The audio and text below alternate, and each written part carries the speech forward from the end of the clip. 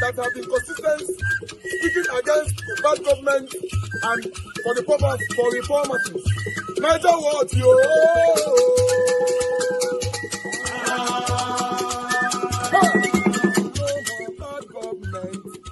No more bad government. Niger what? No more bad government. Niger what? No more bad government. The only media that have been speaking. No more bad government. The voice of the voiceless. No more bad government. No more bad government.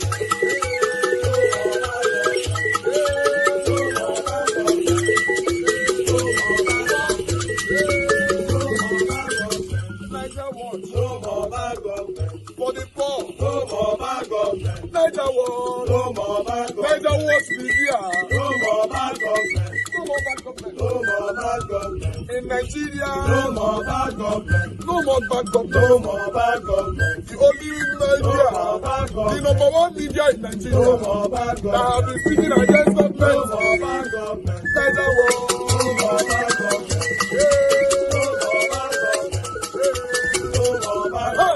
Niger what you?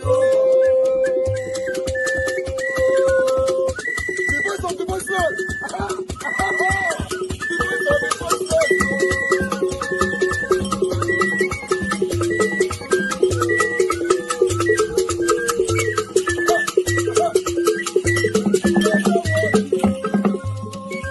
Voice for the voiceless. Voice for the voiceless. Niger what? Voice for the voiceless. Niger watch media. The only media that have been speaking against bad government. Being consistency since 1944. Voice for the voiceless. Voice for the voiceless. Umuwame. Voice for the voiceless. Umuwame. Voice for the voiceless. Voice for the voiceless. Voice for the voiceless. Voice for the voiceless. Voice for the voiceless. Voice for the voiceless. Niger watch you. We have been seeing all you guys have been doing, and we recommending to everyone in Nigeria, saying that you guys are the number one. Niger what you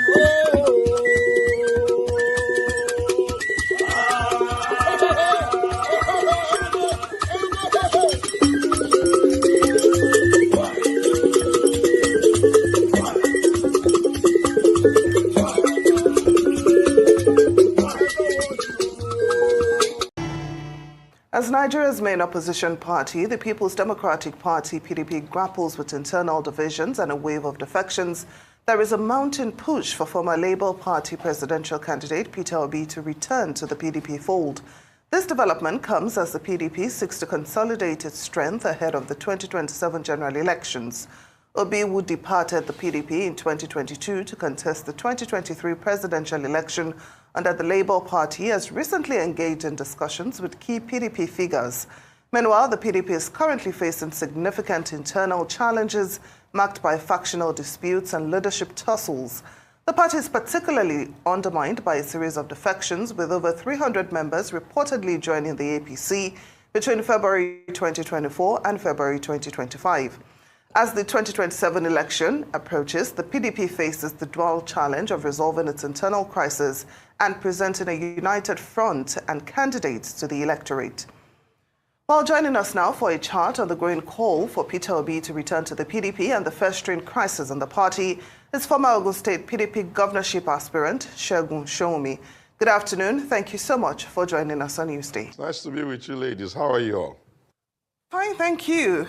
So, Mr. Shoumi, let's get right into it. What are the potential benefits and drawbacks of Obi's return to the PDP, and how do you think it will affect the party's internal dynamics and external relationships? Very good question. First things first. With due respect, Peter is at liberty to do whatever he thinks is in his best interest, before we get the impression that anybody is forcing him or pushing him or dragging him or pulling him. No. What are the potential advantage first for Peter before I then go to the potential advantage for PDP? Because that party, People's Democratic Party of Nigeria, in my opinion, owes a southeastern debt. Sir Alex Ekweme, one of the drivers and the founders of this party, dragged the Indigbos into that party. He tried to be president in 1999. He came short in the primary, but notwithstanding that, the Indigbos have been very, very passionate, very consistent with the party. If you look at our numbers in the seasons when we used to win, between 1999 until 2015, including the 2015 and 2019, our biggest numbers came from them. And if you are part of those who believe that the pendulum, when it goes to the north for 8 years, must swing to the south for 8 years, then you have to ask, if the PDP is to go south, where is the equity for them? I hold a very strong view that that equity is in the southeast. Now, for Peter to be able to cash onto that equity, what does Peter bring to the table and what will Peter be earning? On the table is that with very little effort, he will bring in the southeast, he will bring in a lot of the numbers in the south side, never mind the fact that governors are jumping up and down. He will bring in the Christian north, and he will bring in every middle, fair-minded Nigeria that is looking for a different type of country. That's what Peter will bring for PDP. And what will Peter get from PDP? He will be getting, however he even may be lazy with his campaign, he'll be getting a grassroots party that understands that you can't go to election without having, what they call, there's one word I'm looking for, skip me now. Those people that agents in every polling unit, he will get that. At the worst outing of PDP, the smallest number we ever got was the one that was allocated in 2023, which is 6.9. Before then, we will always bring in a respectable 12-point-something million, sometimes 12-point-something, and sometimes as high as 22-point-something million. So if Peter thinks that that energy is good for him, it's for him to take that decision. If he doesn't believe that, he's at liberties to go and start struggling positions with people who think that he's a schoolboy who must be invited to come and be number 2, never mind the fact that there's no reason why he should not desire number 1. If Nnamdi Azikiwe was alive today, what would he have said to Peter? He would have said, and I dare guess to Peter that, look, Peter, you have gotten back some political respect for us in Igbo land. Under no circumstance must, if they can your message, they cannot respect your drive, they cannot respect your passion, then let them go and cast that vote and throw it in the Atlantic Ocean for you.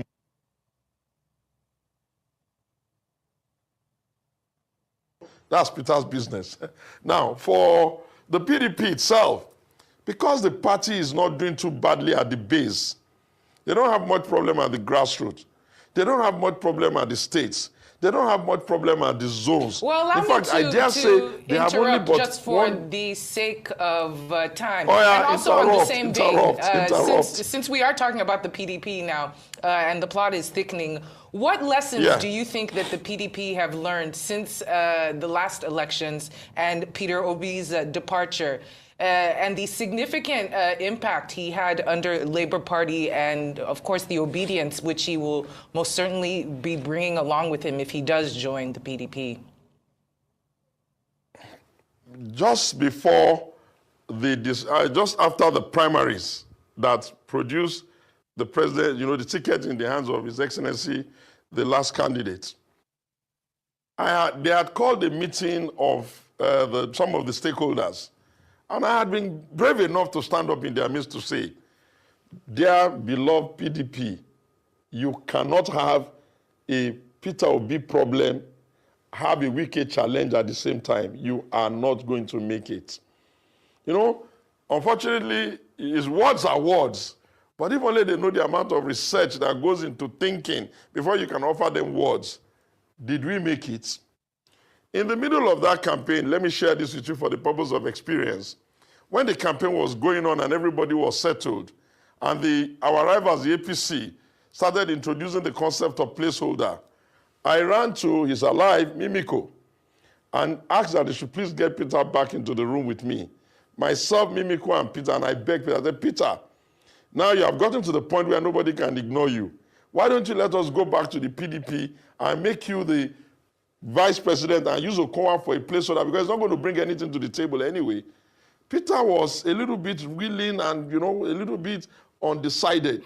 I reported it back to the PDP that at this material point in time, do what our rivals have done. Use Okowa as placeholder and get Peter back. I called the civil society leaders. I said, okay, what do I need to do? They told me, fund a meeting. If you fund that meeting, we'll do a communique, blah, blah, blah. They didn't listen. Did we win?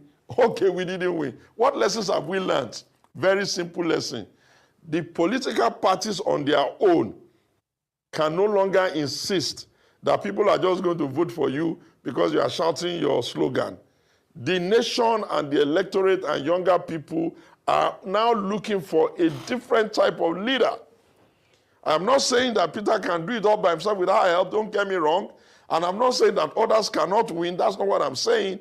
But I'm saying that if the energy that is driving conversation is anything to go by, they should just beg him back and they should stop playing games. And we can then solve the southeastern debt we have. And I believe that the PDP must have learned a serious lesson, which is that you can't undermine the gist that has been giving you the most numbers. The only time we struggled was when the Igbos were not backing us. Every time the Igbos had backed us, we didn't struggle.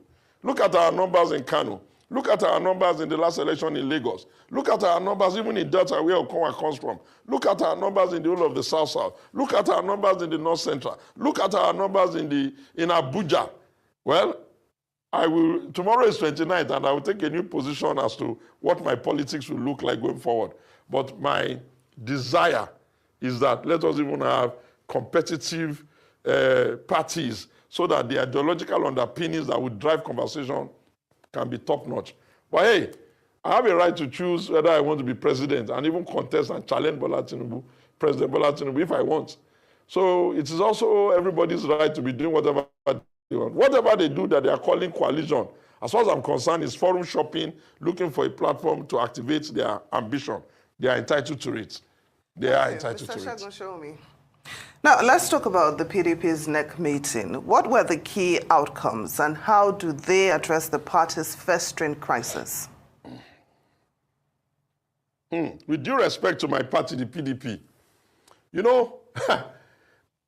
there's a principle called you can't build something on nothing.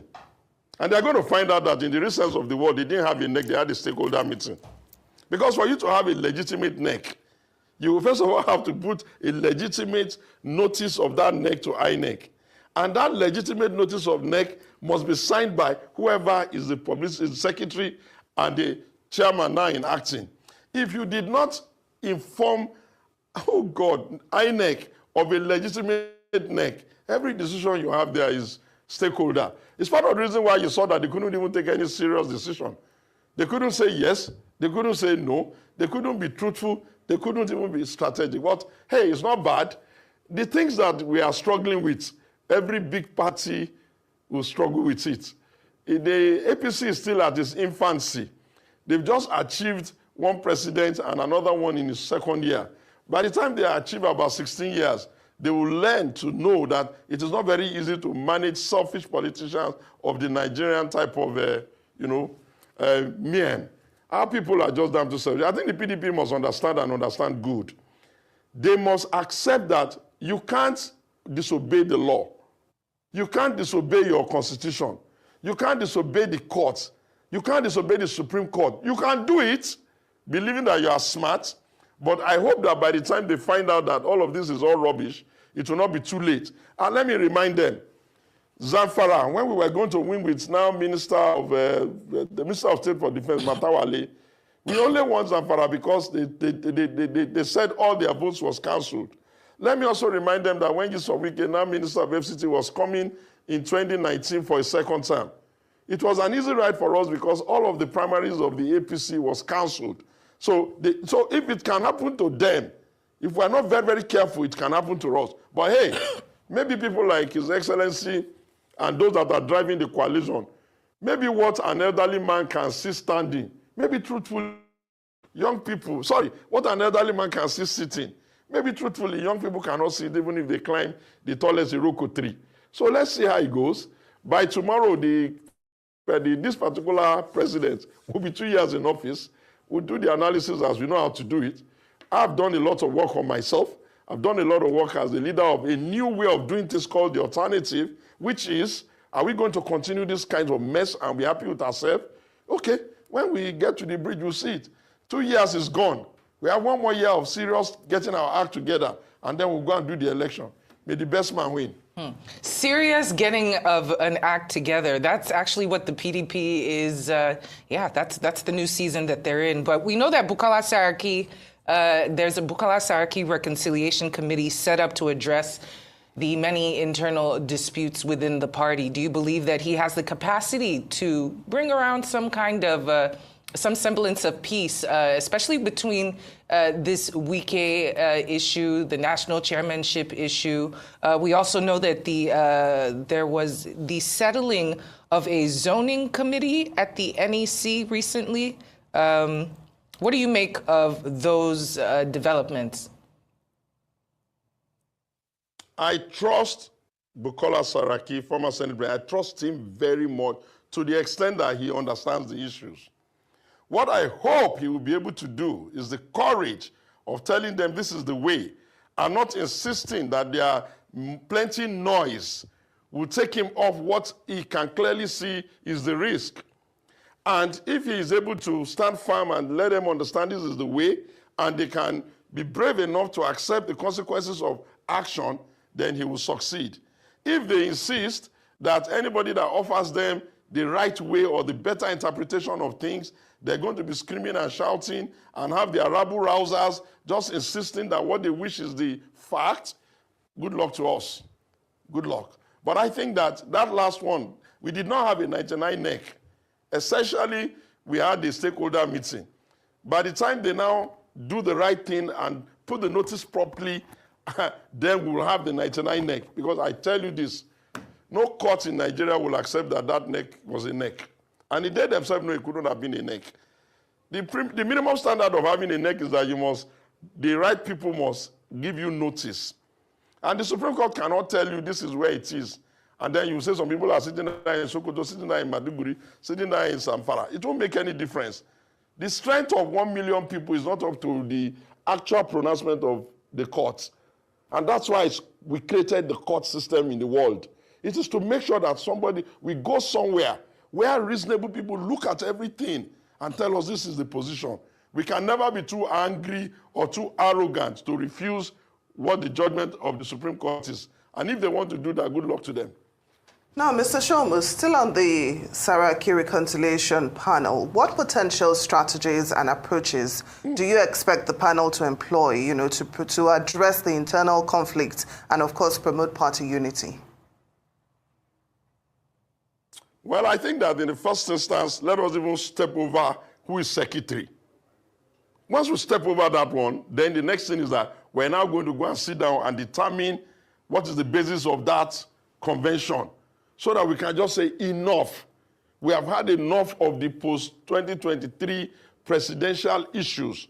And then if we are smart, we can put together a fit-for-purpose NWC that is not going to be accused of everything, including compromising.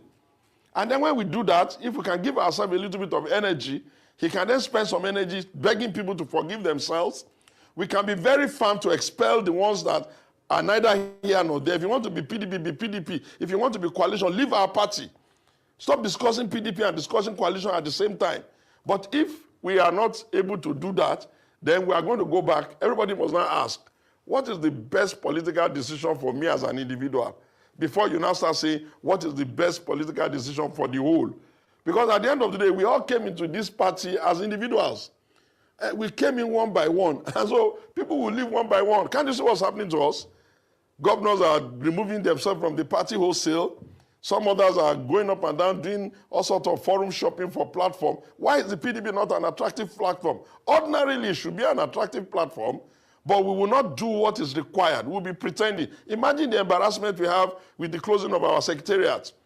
Yes, thank you, Mr. President, for telling them to go and open it. But really and truly, should we even be in that mess? Should we be in that mess? And then, okay, if they apply the law, the person that wants to apply the law now is guilty of applying the law. Don't we sometimes have a situation with our embassies in other countries? Or is there anywhere in the world that people will be expected to just be occupying space without paying? And they even had a notice since March. Since March. And now they need 2 weeks. No, come on. I think that for the PDP, Bukola has a lot of work to do. I wish him well. He's my brother. Yeah, I can always go to him. I can always offer him advice. But I want to let him know his work is damn cut out for him. Because he's not dealing only with the unreasonable leaders. He's dealing with the noisy, garrulous, rabble-rousers that they call members, who will not even trust their leaders enough to allow their leaders to take decisions for them. The leaders will take a decision, they won't agree. They will start insisting that their very limited understanding of what the issues are is the correct position. They will insist that Wike is the problem in 2017. Is the problem in 2019. Is the problem in 2023. Is the problem now in 2025. Does that even make sense? Does it even make sense? Everybody will be accusing one person instead of them sitting down and just solving the problem where they are. Well, I'm sure that the man who said, bring the broom, sweep them clean, was quite prophetic. Was quite prophetic. And thank goodness God, well, the beauty of democracy is that a day of election will be announced. And then everybody will bring their best stance forward. And then we'll see who will win. Well, we're just going to have to leave it there. The fact that you lost does not mean that democracy failed, though. You only lost. Well, okay. Segun Showunmi, great to have you on the program today. Thank you so much for joining us for this discussion.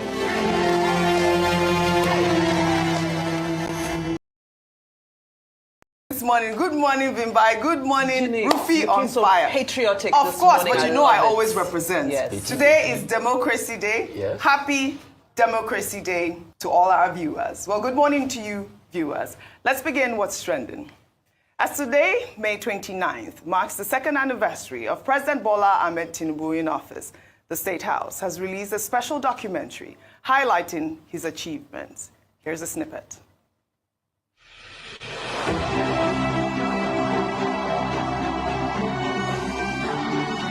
We have confronted the ghosts of the past, from the unsustainable fuel subsidy down through the volatility of the FX system.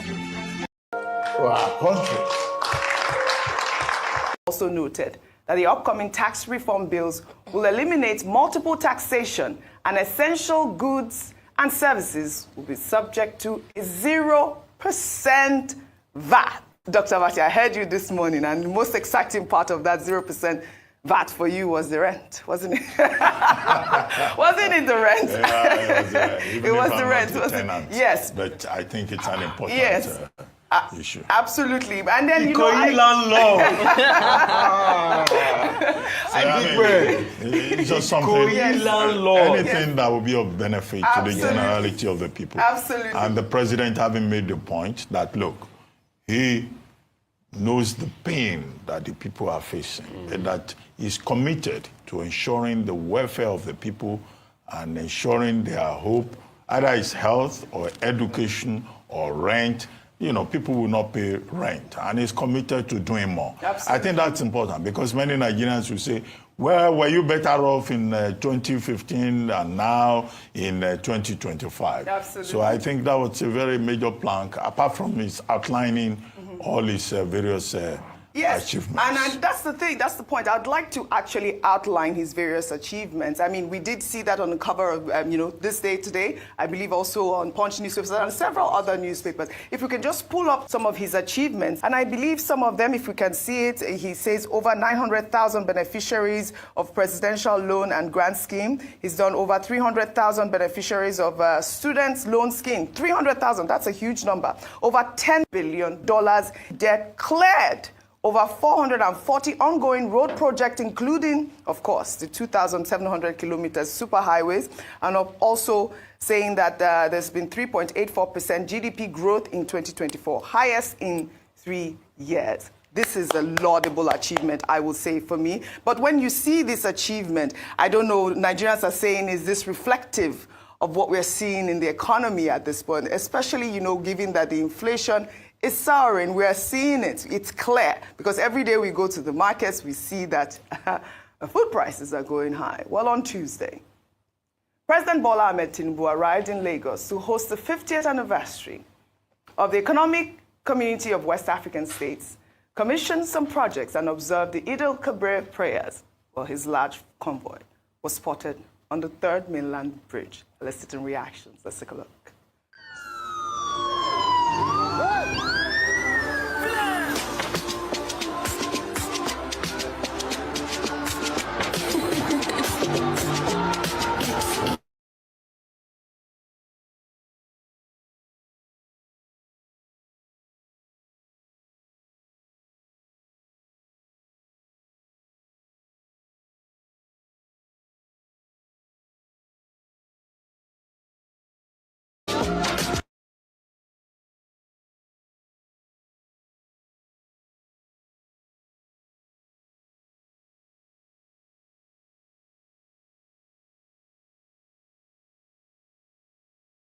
Highlight these convoys. Anytime the president's convoy is spotted, I always highlight it, and the only reason is because I'd like for the government to patronize ours.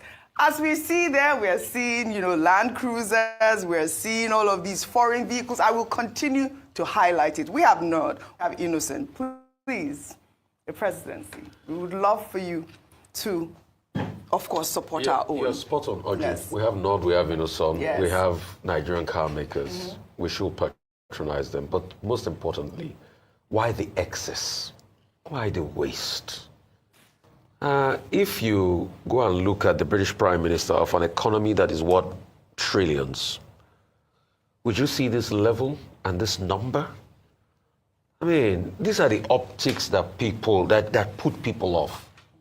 In one breath, we say people are crying, and the next thing, we're having this large convoy. I know some people, defenders of the president, will say, oh, what about America? They have large presidential convoy. Why don't we compare the GDP of Nigeria with that of America and see?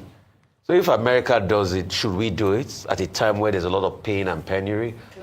Over double-digit inflation rate in the country, and some of the successes, yes, but there are a lot of also many K-legs, like they say in local parlance. You were talking about Nelfon, for instance. Fimbai was making a point about institutions today. Since the ICPC muted something that, there are some discrepancies in the Nelfon, we've not had a finality on it.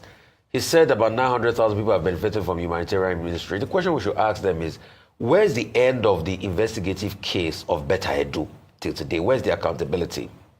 They also talk about the fact that refinery started. Is it the same refinery that started, that we're hearing back and forth, that even the EFCC should be able to ask questions of what 2 billion spent?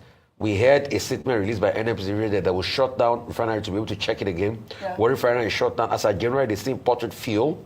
Presidential initiative on CNG. Where is the pervasiveness of CNG? How many CNG stations can we get on the island as we speak today? I went with that initiative. I got, a CNG car. I drive an Innocent. But where's the availability of the CNG car? So, I mean, it's a mixed story. And I'm just saying the both part of it. The food initiative. Money for, they are going to open up the border for food and everything and all of that. Vimbai always talks about gradualism, and you said subsidy gone. What you told us then, that the money saved from subsidy will be used to be able to reflate the economy. Today we are taking a lot of loans. Over 45 trillion, about 45 trillion now is what we want to take. We've taken so many loans. We celebrated the COVID-19 loan by IMF, but we have taken more loans at the same time. The GDP, the fact that we devalued the currency, the GDP has tanked in about 200. So, you see, I have been vindicated because even somebody that almost cast aspersions at me the other day that said, don't say that. The economy has not tanked under President Tinubu. You badly brought up little boy. Don't say that. He came on Dr. Abati's show and he repeated everything. In fact, he even said it better than me. All right. With renewed vigor. All right. Well, all right. Well, in the meantime, the presidency has clarified President Tinubu's request to the National Assembly regarding Nigeria's 2025-2026 borrowing plan, emphasizing that the president is not seeking a lump sum of $20 billion. Well, according to the special assistant to the president on social media, Dada Olusegun, the document sent to the National Assembly details a comprehensive 2-year framework for both federal and state government external financing. He also stated that the framework includes a proposal for the federal government to raise $2 billion domestically for infrastructure, adding that National Assembly approval does not mean automatic disbursement or full utilization of the entire amount. Vimbai, we saw the story trending. It's good that the presidency has clarified it, because obviously when we saw that amount, $20 billion, and only a few weeks ago they said they've cleared the debt of the IMF, you wonder, like, why is it? But now they're saying it's not just for the federal, it's also for the state, and the state needs support from the federal in order to borrow, internationally as well. Your take on this? Oji, I don't think it makes a very big difference. Okay. This is almost just, it's us. There's a popular term called mansplaining. Right. When you're trying to explain something in different terms, or maybe in more palatable words. Because in essence, everybody is going back to the MTEF document for 2025 to 2027, and the parameters stated within that document. But the concern around that document for me really is the fact that some of the assumptions, most of the assumptions that we've used to come up with our calculations are already... All these our journalists, when they talk, they are very, very careful. They are very, very careful. They don't want to hurt anybody. They don't want to offend anybody. They are minding their words and all that. Come on. You're not at Dubai, they call you off in Dubai, or I don't know what to be your name. Listen, even was you, they borrowing $20 billion.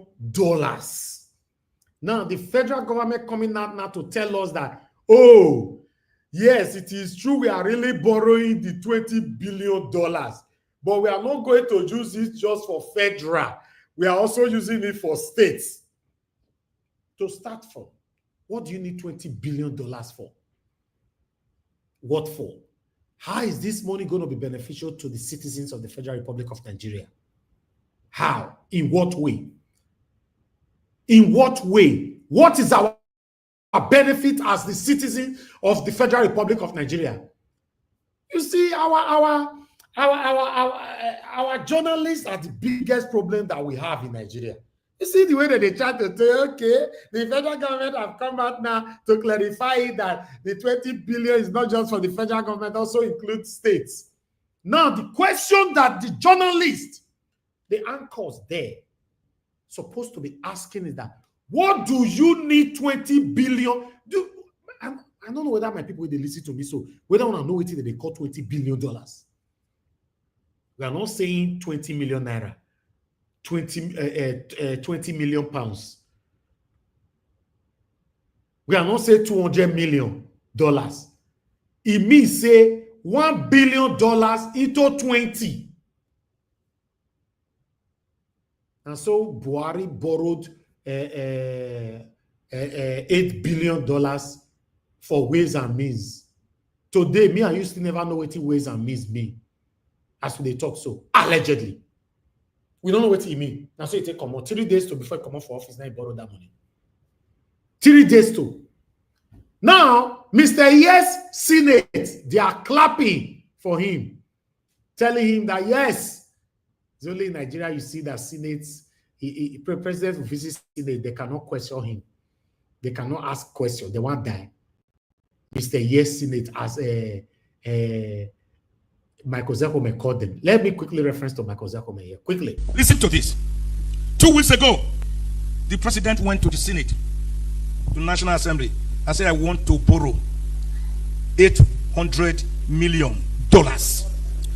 What's calculator there? 800 million times 760. Can somebody do that? 800 million. 800. They put 60 times 760. That is what the Buhari administration told the Senate 2 weeks ago. They want, Senate said, Mr. Yes, Senate. Mr. Yes, sir. Senate said, approved. To do what with that money? In the twilight of your going, they have just approved over 400 billion. They say payment of judgment debts. Who are the judgment creditors? Have you not seen the judgment creditors in the last 8 years? These are parting gifts for the boys. Nobody is deceived. If everybody is, I am not. Then the same president went to the Senate 3 weeks ago and said, we want to borrow. Yeah, thank you. Do you know how much that is? $800 million is 608 billion naira. 608 billion naira. With that amount, every state of the 36 states in Nigeria can have a first-class hospital fully equipped that will never allow any Nigerian to leave the shores for treatment abroad. Do you hear me? Are you hearing me? The same federal government 3 weeks ago went to the Senate and said, give us 22.7 trillion naira as ways and means loans, ways and means. 22.7 trillion naira. I thought another government is supposed to come in on the 29th of May. Is today not 26? Abi? Is it not on Monday? So, haven't borrowed money for our generations yet unborn. Haven't sold our yesterday. Haven't mortgaged our today. Why are you against selling our tomorrow? Why are you borrowing? What do you mean by ways and means? 22.7 trillion naira. Wait for it. It's not yet ended. It's not yet ended. On again, few weeks ago, the federal government again got approval from the National Assembly to borrow 819.54 billion naira. They call it domestic loan to fix infrastructure. Domestic loan to fix infrastructure. Which infrastructure? When are you going to fix it? I thought you are going in the next few days. Unayeram, this is where we find ourselves. Somebody who was leaving office in less than 48 hours borrowed more money. And whoever that came in, Bola Ahmed Tinubu, did not ask him. Say, oh God, the money where you borrow yesterday, me don't enter office today. Tell us what you use the money to do. Now, only in Nigeria, we know they see who they question themselves when it comes to leadership. They don't question themselves. I told you guys the other day that Okpebolo can never probe Obaseki. The same way Obaseki failed woefully to probe Oshomole. That's how they live their lives. Tinubu can never probe Buhari. Buhari did not probe Jonathan. Nobody that will come in that can probe, not even Peter Obi can dare probe Tinubu.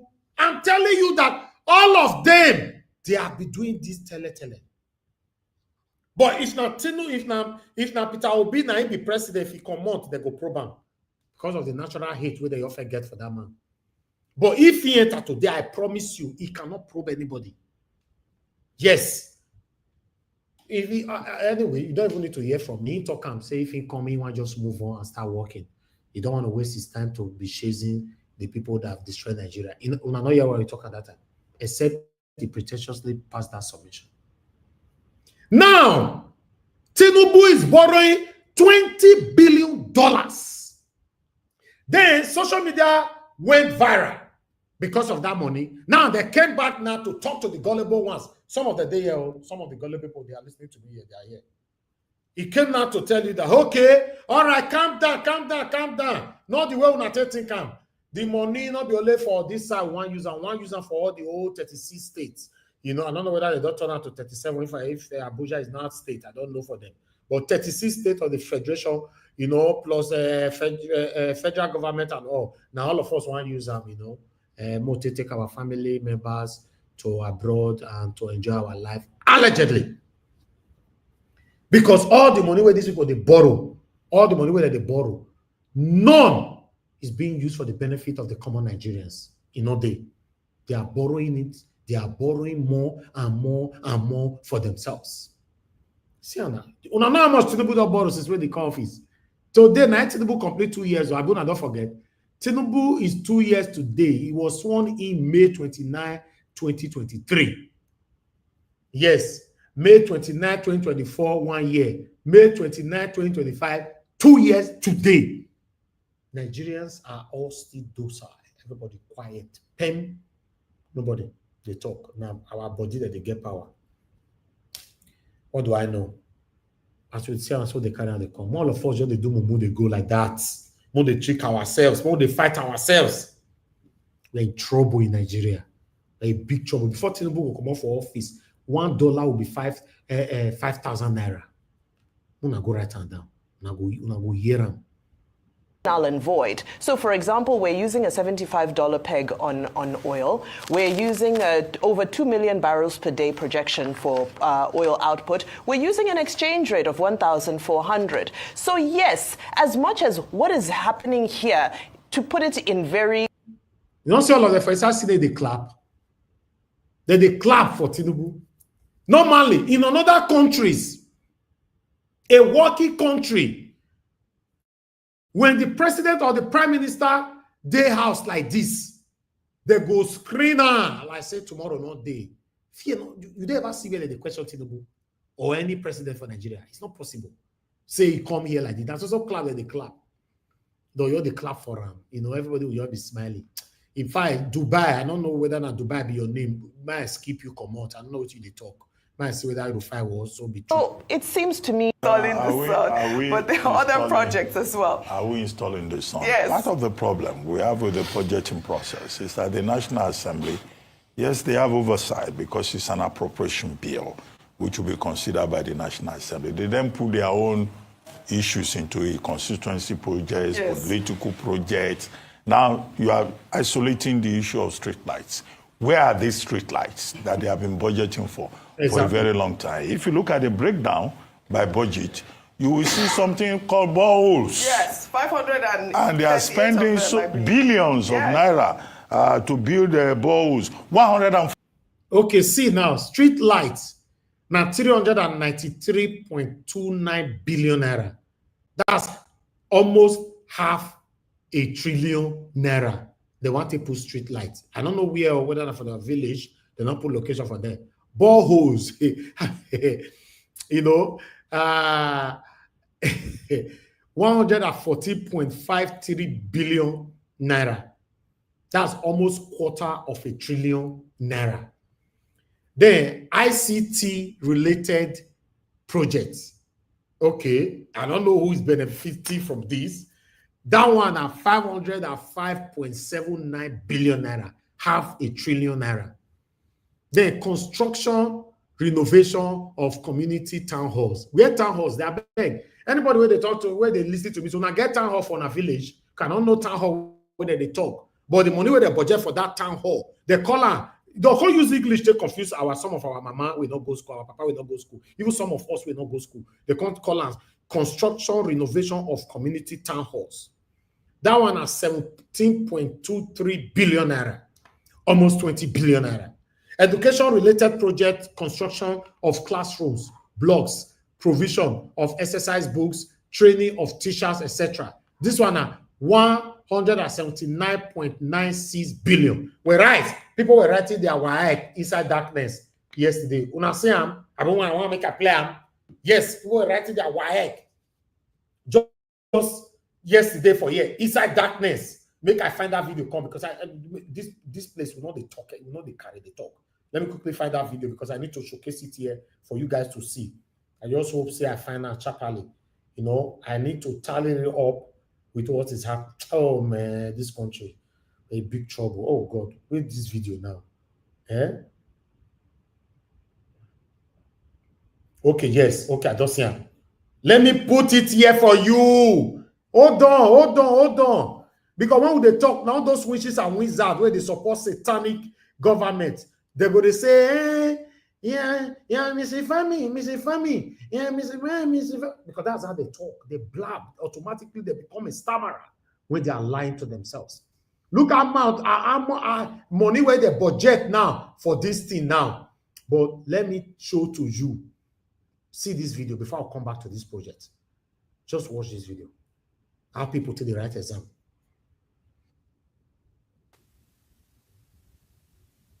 They say,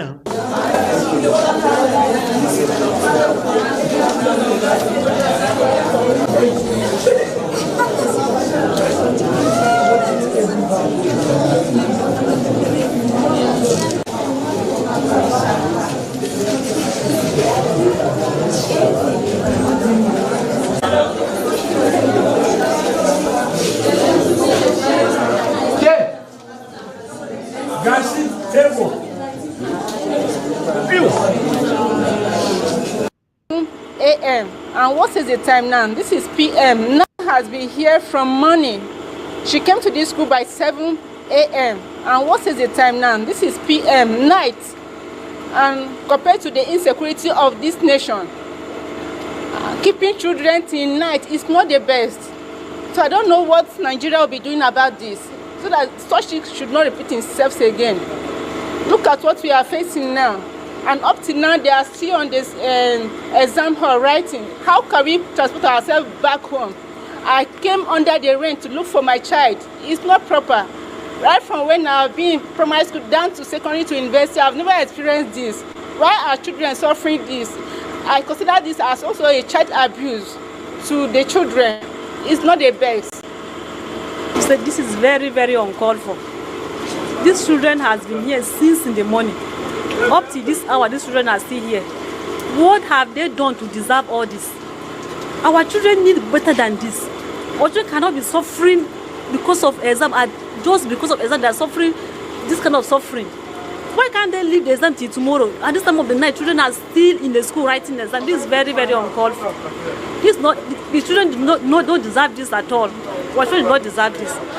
So I don't know what to say, because this is very bad. So those writing exam tomorrow, when are they going to write tomorrow's paper? This is very bad. This thing is very uncalled for. I'm here because of my child is writing an exam by this hour of the night. I just finished eating my dinner around to 9. I want to go to my bed under this rain. Around this, I left my house 10:15 down to the school up to now. Nobody have talked to us. Nobody have explained anything to me. And my child is still inside the exam hall writing. Okay, since I was born, I never witnessed such a thing. Even if in Nigerian University in Nsukka, such a thing cannot be happening. Oga, listen. Listen. Tribalism, I put us for where we did so. When we dey tell una say, let's show tribalism, ethnicism, una no dey hear. When I say, let's do things right, nobody listen. When it's favorable to you, everybody embrace it. When it's not favorable to you, everybody will start complaining satanically and satanically. Look at our life today. When election come, tribalism go blind all of us. Yes, to do the right thing, lying, nobody is doing the right thing. Your children are paying the price right now because of your satanic decisions.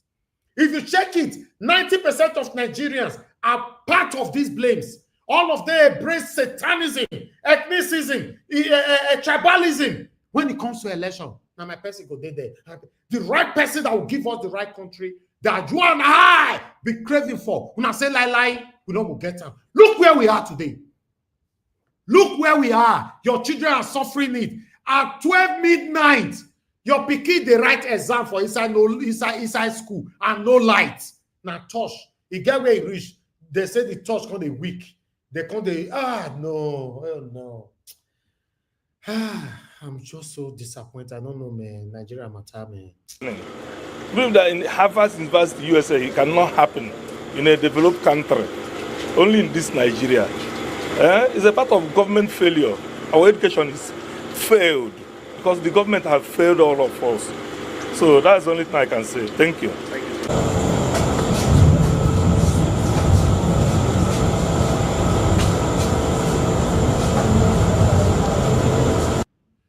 Let me just take this off. Oh God. No, wala.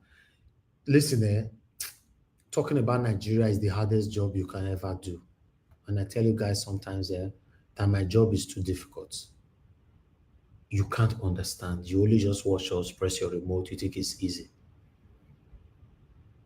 Especially when you are a passionate person like I am.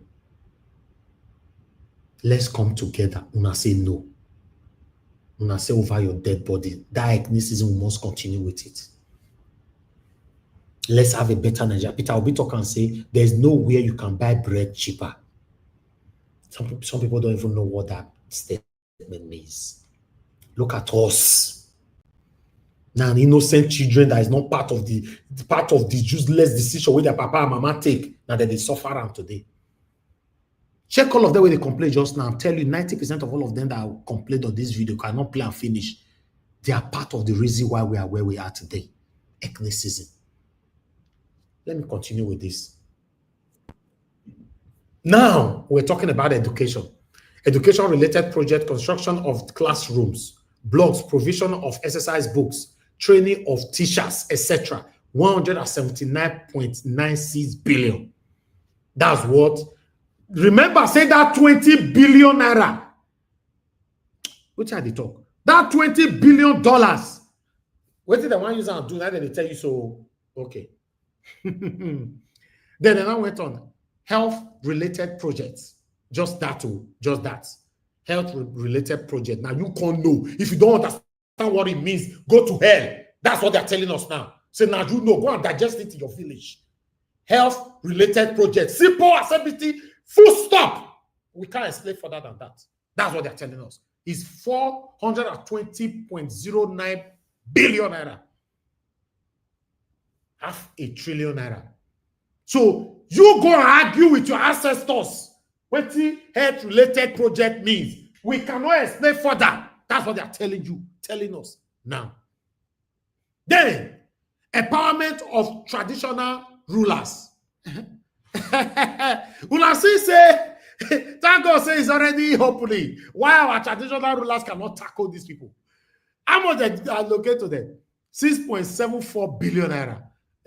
And now 32 of them, then they want to give. I wish you would go mention name, make I drag them. I go drag you. What did they happen? Let me know the names. I will drag those traditional rulers. I will drag them. Because they are part of the problem we are facing. That 32, so let me get the names. They say, forget that thing. What you are thinking, I know what you are thinking. To hell with you and burn to ashes. Yes, I know what you are thinking. Till that day. Then, road construction and rehabilitation. No good road anywhere. They put 1.44 trillion. Now you did that one. They say they want to repair 1,380 roads. That will cost them 1.44 trillion. If you don't know what 1.44 trillion means, it means 1,500 billion. So that means 500 billion naira to 3 places equivalent. Yes, I mean. Yes. Purchase of security vehicles. How much they put 24 vehicles they want buy? 11.7 billion naira. For only 24 vehicles, so the car where they want buy now 11.7. No, each vehicle how much? Can somebody do me mathematics there? Tell me. Let's assume, say, 24 vehicles. Are they going to buy each vehicle for $500 million naira? Security vehicle, that they talk, not be Tinubu vehicle. Abi? Oh no. Me about to talk. I want to drink water.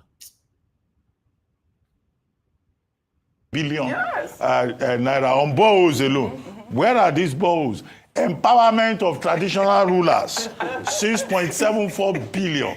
32 traditional rulers. We have more than 32 traditional rulers in this country. If they are empowering traditional rulers, is the traditional ruler of Umukwata I know him on that list? I'm going to Is he on that list? Is he going to get out of the 6.74 billion? And why are they empowering traditional rulers? Who are the direct responsibilities of the local government authorities, the Ministry of Local Government in those states. So some of these things are the reasons why Nigerians get really exasperated. Provision for security vehicles.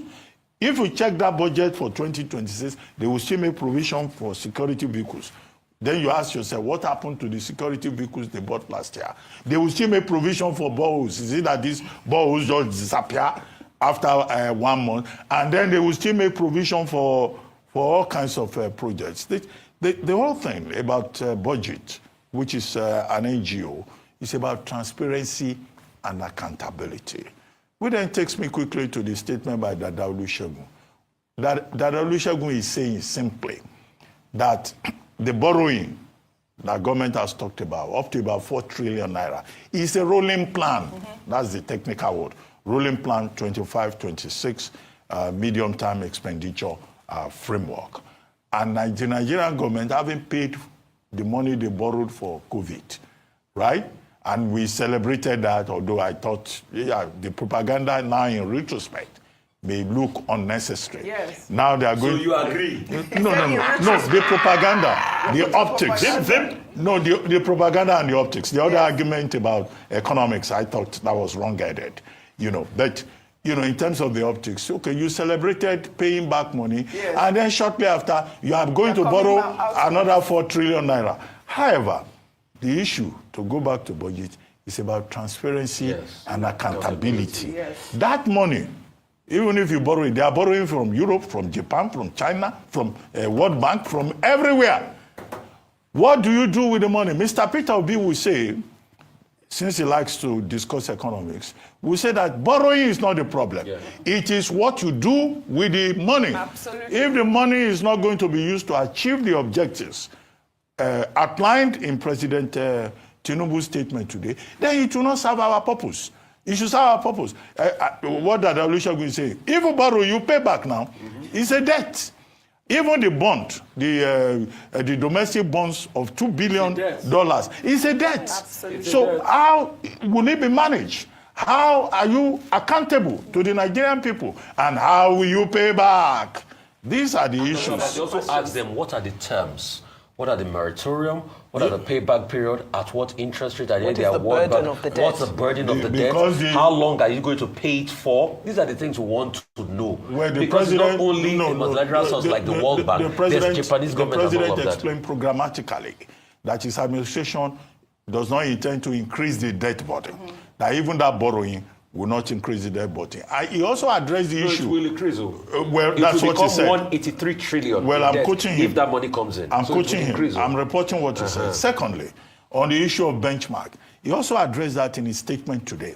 He said, look, they've worked out the details and that nobody needs to panic about the workability of the benchmark of $75 per barrel. But of course, there are different ways of looking at these things. Right. But that's what he said. All right. Well, so we can hold him down to his words. We will. But to sum up, we do celebrate the president on the achievement of this milestone, his 2-year milestone. Congratulations, President Bola Ahmed Tinubu, and of course also all the governors that are celebrating their 2-year milestone today.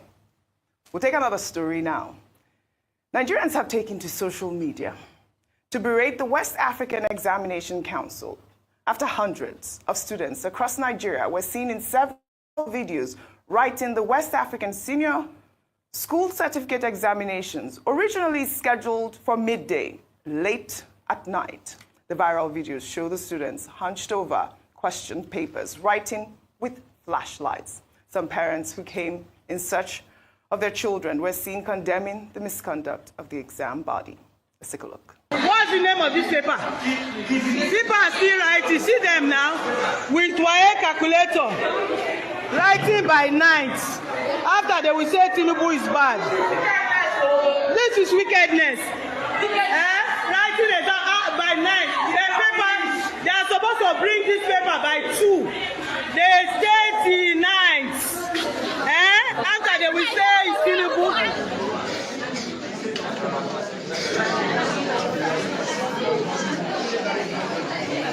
We're waiting for our children to come out since morning.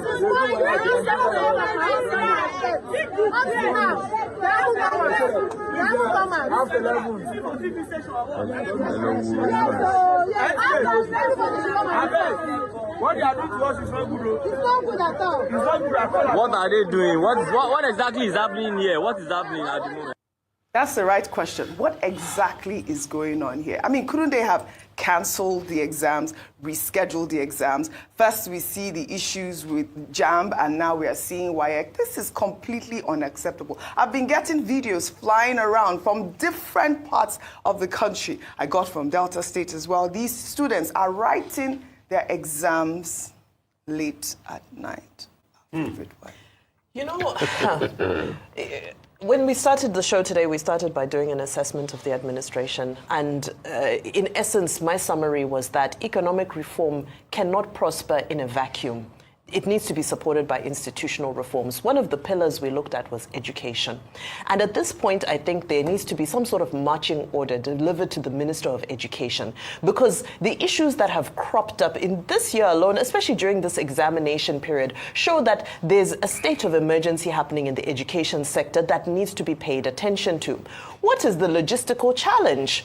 Yes, we know we have a huge population, an overwhelming number of children who are most likely going to sit for these exams. But why is it so difficult to come up with logistics that will ensure that these children can write these exams in free and fair and conducive environments? I saw in Ebonyi State, I saw Taraba State. No, it's a widespread thing that we're seeing.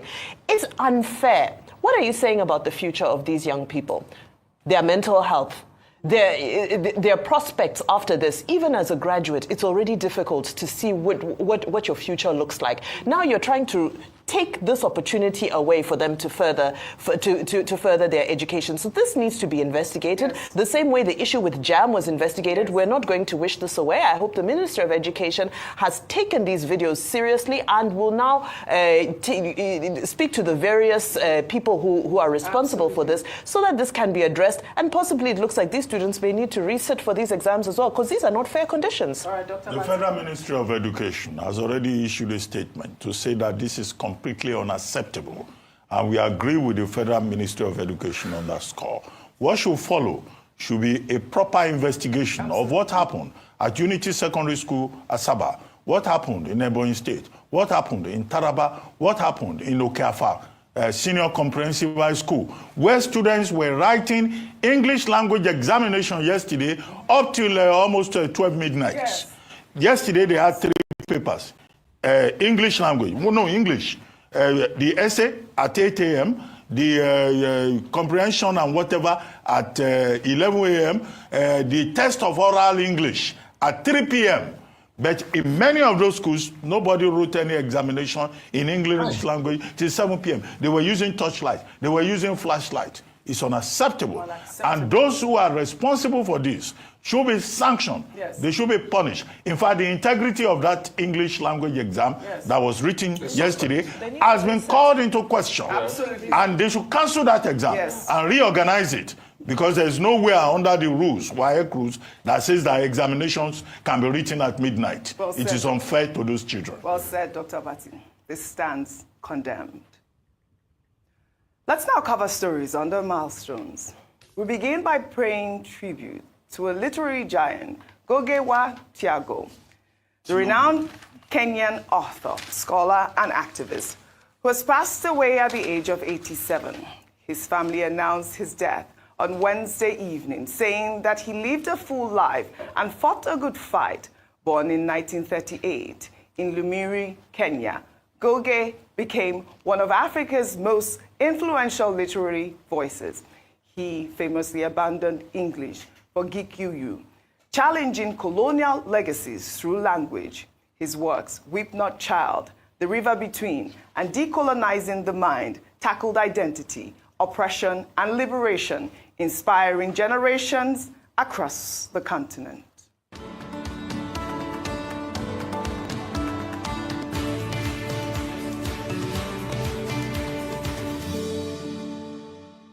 So my name is Ngugi. When I began to write in 1960, was 60s, there are really few African writers, but now there are very many, the younger generation, very many writers, including from...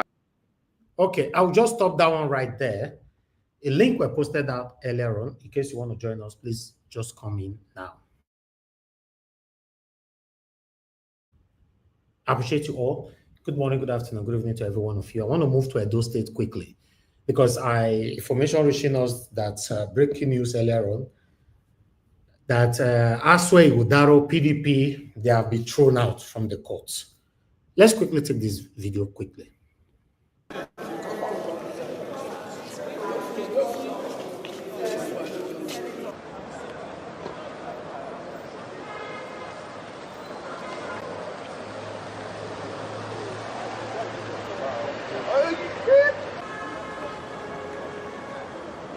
judgment by the appeal court. Clearly, the appeal was dismissed. Do we agree with the judgment? Of course not. We think even the judges, especially when they started talking, taking out their eyes from what they wrote, you could see some elements of bias in what they were saying. However, we would request that our members stay calm. We will get the CTC. The lawyers will advise. The lawyers will go through it. We will go through it. And nothing stops us from heading to the Supreme Court. And there are so many grounds for the appeal to the Supreme Court. So finally, we wish to tell our members, let the hope keep. So it's right to say you're appealing the judgment? We are appealing the judgment. Thank you very much. Your name, sir? I'm Anthony Azegbime, Chairman PDP.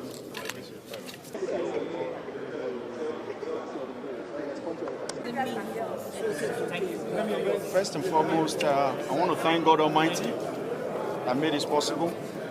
And I also want to thank the Court of Appeal for their in-depth judgment today. This is not a news to us in Edo. For Edo, people voted for Monday Okpebholo-led administration. And all these distractions would have been avoided. But at this point, I want to call on my elder brother, Asue Godalo, to embrace this judgment. And let's come together as one family to develop Edo. That's what we stand for. But I will not stop without congratulating my principal, the executive governor of Edo State, as Senator Monday Okpebholo, and the amazing people of Edo who voted for us. Congratulations to all of you, and God bless you all.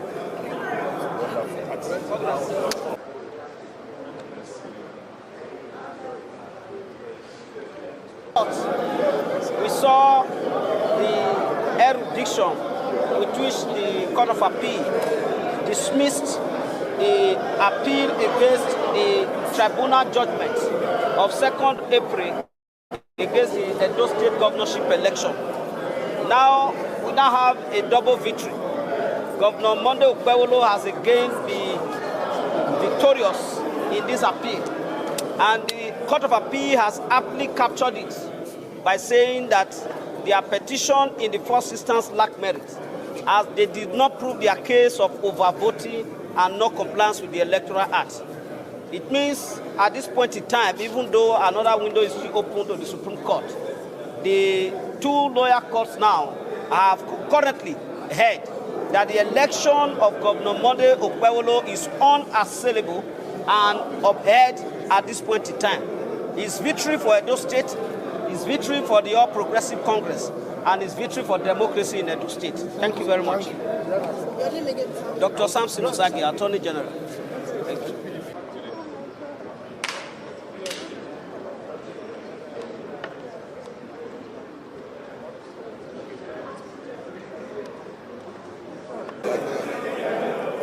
Yes, okay, let me react.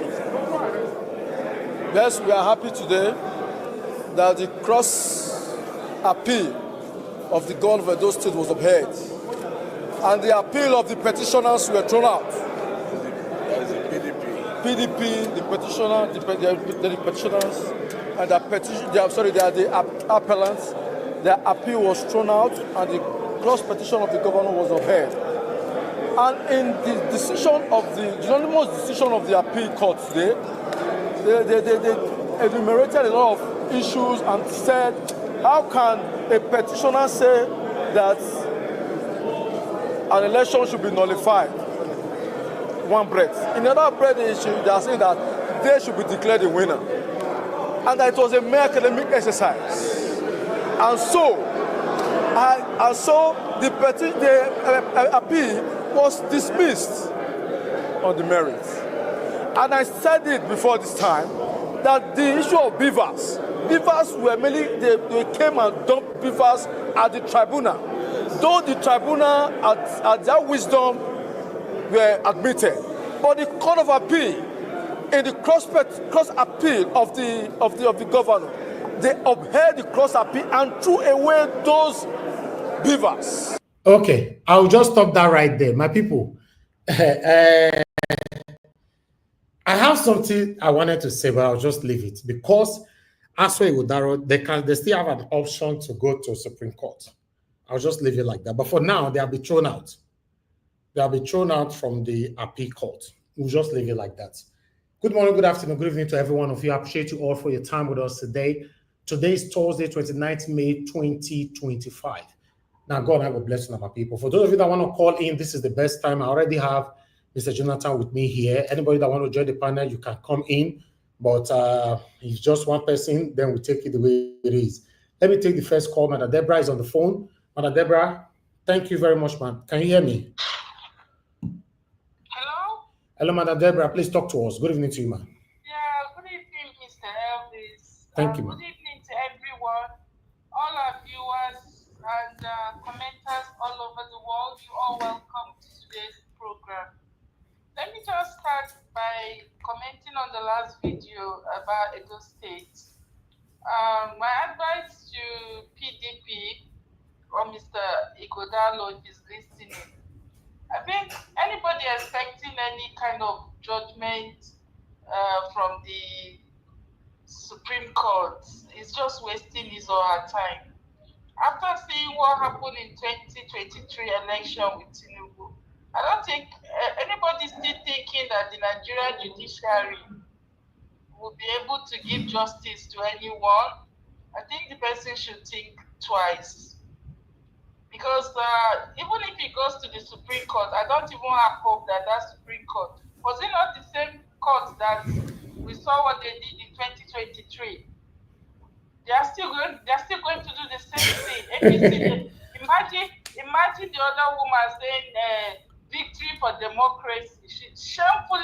The person shamefully saying victory for democracy in Nigeria. Is this what they call democracy? It's a shame. But then this is what the APC has to offer. That's why I don't know, but that 2027.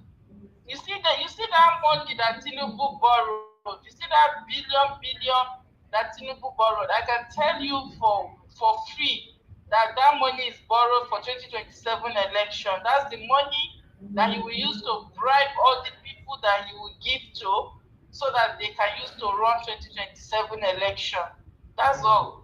If you remember closely, as soon as he was voted in, as soon as he was sworn in as the president, it's the same thing he did. He borrowed huge sum of money to bribe the judiciary, give everybody, and they all supported him. That's exactly what he's going to do now for 2027. All the things they say they are going to use that money for is just to deceive people. I can assure you that money is going into maybe the judiciary, the governors, so that they will all be on his side 2027. So that is that for APC. Mr. Elvis, I want to appeal to you. There's a video that you showed earlier on. Yeah. Not from this broadcast. The video of this that young girl in Abuja that I don't know what they said happened to her, that she got busy, and the family asked. Okay. Yeah. This morning. Please, it's a very, very heartbreaking story. I thought you were going to showcase it again today. Oh. I want to appeal to you if you can echo because I don't see those family getting justice, and it's such a pathetic situation. It is. If that story is not amplified on the media, they're just going to sweep it under the carpet, and nobody will know what happened to that innocent girl.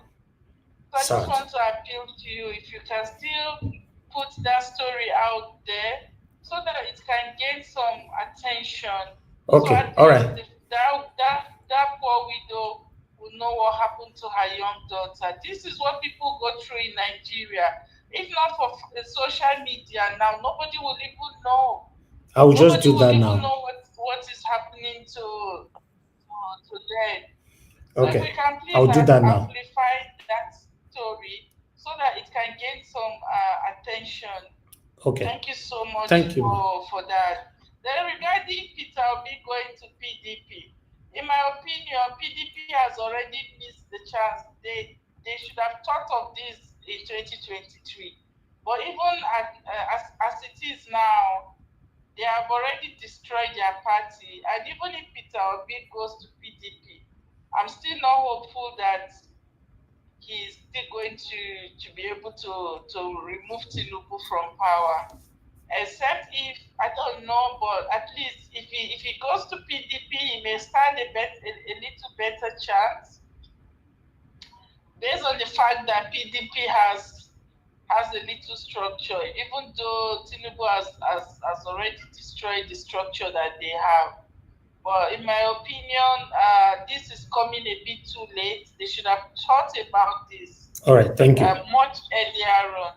Thank you so much, Mr. Elvis. Thank you, Mother Deborah. God bless you. I appreciate you. I will play that video straight away. Thank you, ma. Please. I'll do that now. Sir. Yeah. Thank you, ma. Yeah. Okay, let me take this call. Mr. Simon, thanks for calling in. Thank you, sir. Talk to us. Good evening to you. Thank you, sir. Yeah, talk to us. Thank you, sir. My information. About this Peter Obi go back to PDP. Not been a politician now. He may go back. He may go back because they may not see go. But what they say for there? What they say for there? Now, Tinubu say if I want to use the go vice. I wish Peter Obi Atiku will just step down now. All those coalition they want plan with the plan, and I see the same vice for under Atiku. Now everybody matter with this for plan. I wish it's very bad. Everybody you talk about the other time. This is very bad. That is why that man called talker. He said the coalition with the plan. You know, go see again. You know, good because now vice now Peter Obi go pay for under. He just talk the other way. You know, it's not that Atiku. You know, the something not go get like that. As for you know, I just you go play this MC Bakara. We already copy for MC Bakara. We already copy for Tinubu for 2027. Oh, I never seen him. And the guy just, I'm going to say the video. Now, what is going to bring where you bring all your platform called this? They put their video, they play. They don't play. I don't watch them. They don't you buy Cadillac, they call this Escali. 2022 to 2023 model. As a buyer, what do you want about 250 million to 200 million? The guy don't buy them. Now it's in Bakara. Now, you know they can pay for Tinubu. And this very like manifesto can say many celebrities they go work for Tinubu for 2027 or so. Very sad. They come out. If you see the video, you don't go like that. If you see the video, it's Bakara they don't. When if you plan, you don't go like the way the guy. He go come after anybody. He say he go come after anybody. He come after Tinubu. He go come after them. Okay. He just buy new car now. He brag. Okay. Tinubu the drive the senior brother.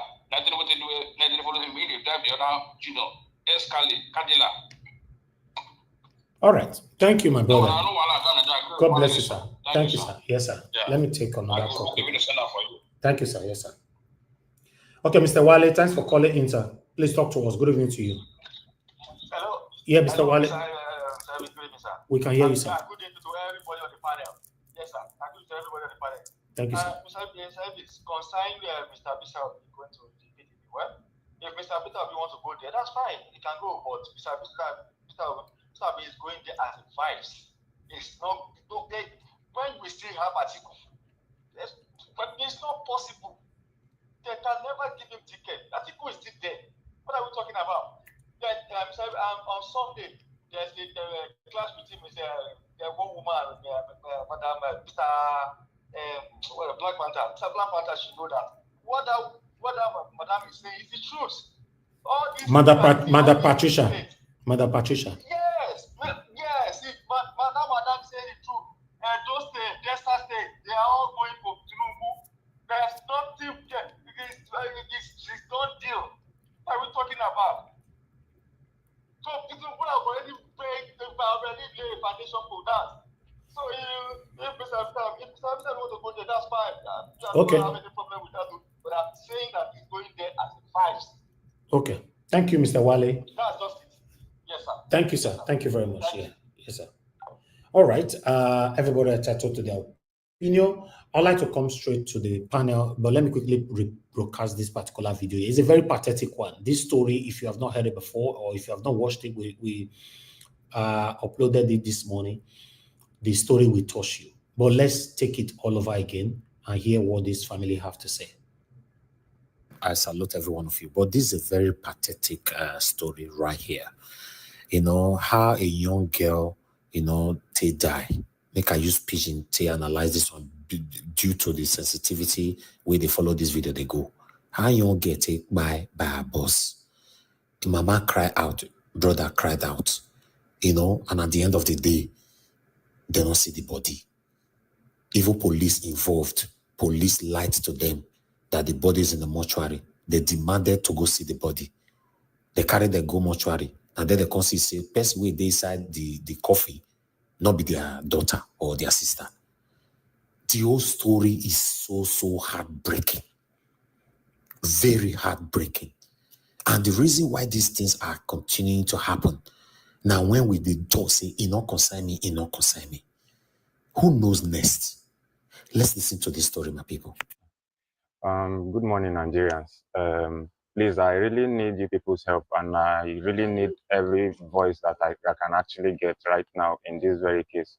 On the 13th of February, my kid sister, her boss actually called her from home back to work on the 13th of February at Utaku where she works. And after a long day, we happened to maybe now try to reach out to her, and we couldn't get to her. So after we looked for her for some days, information now got to us that the boss has killed her. Fast forward to today like this now, the woman acknowledged that she has killed the girl.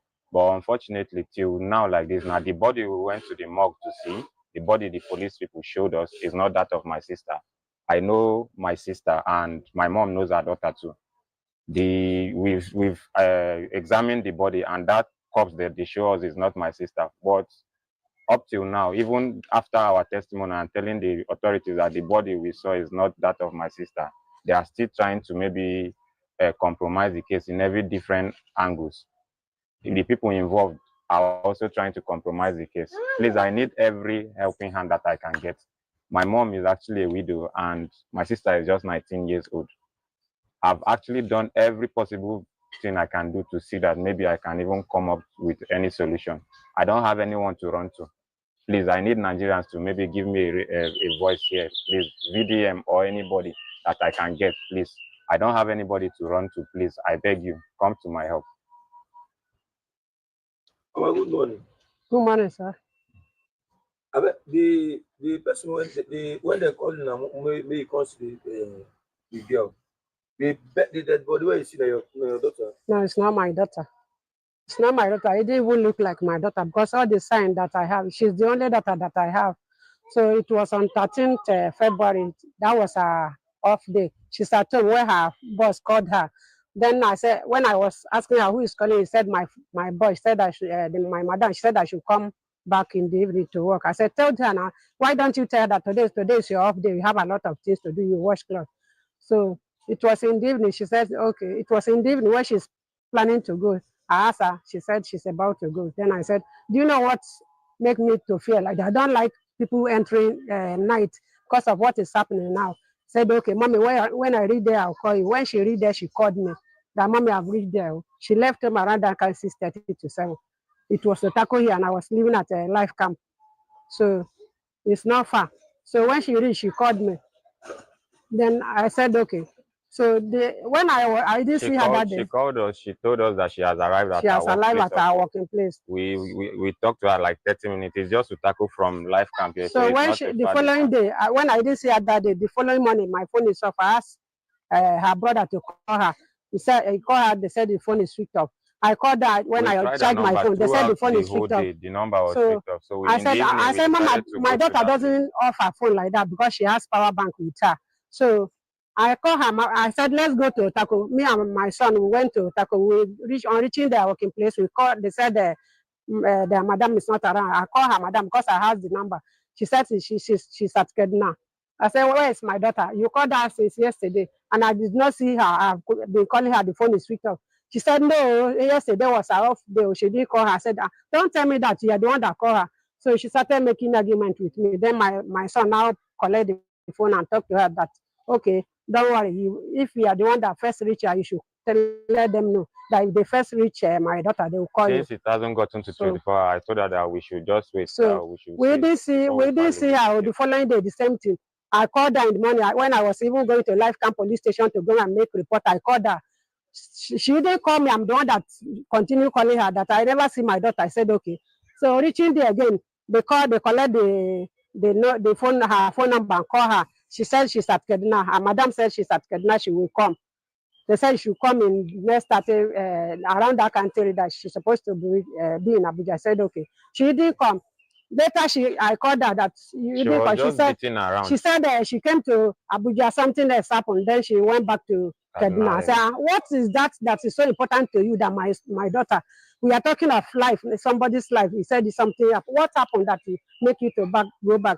Then when my son returned back from work, I now told her, she said she's the one that called. When she called her, she said she's in Abuja now. I said, this is what she told me, that it was on Monday. She called me that she has got on Monday that Abuja. she will come back. She asked me which station is that. I told her. Then she said, okay, no problem. I even told her that if she need me to direct her to the station, then she said that she will come back on Monday. That she knows the place. Then when I go home, my mom now told me that she said it's on Monday that she's coming. So, I was even telling my mom that maybe on reaching there now, reaching the police station at Gwarimpa, they said they are the one that start the case. How the case get to SARS office, IRT.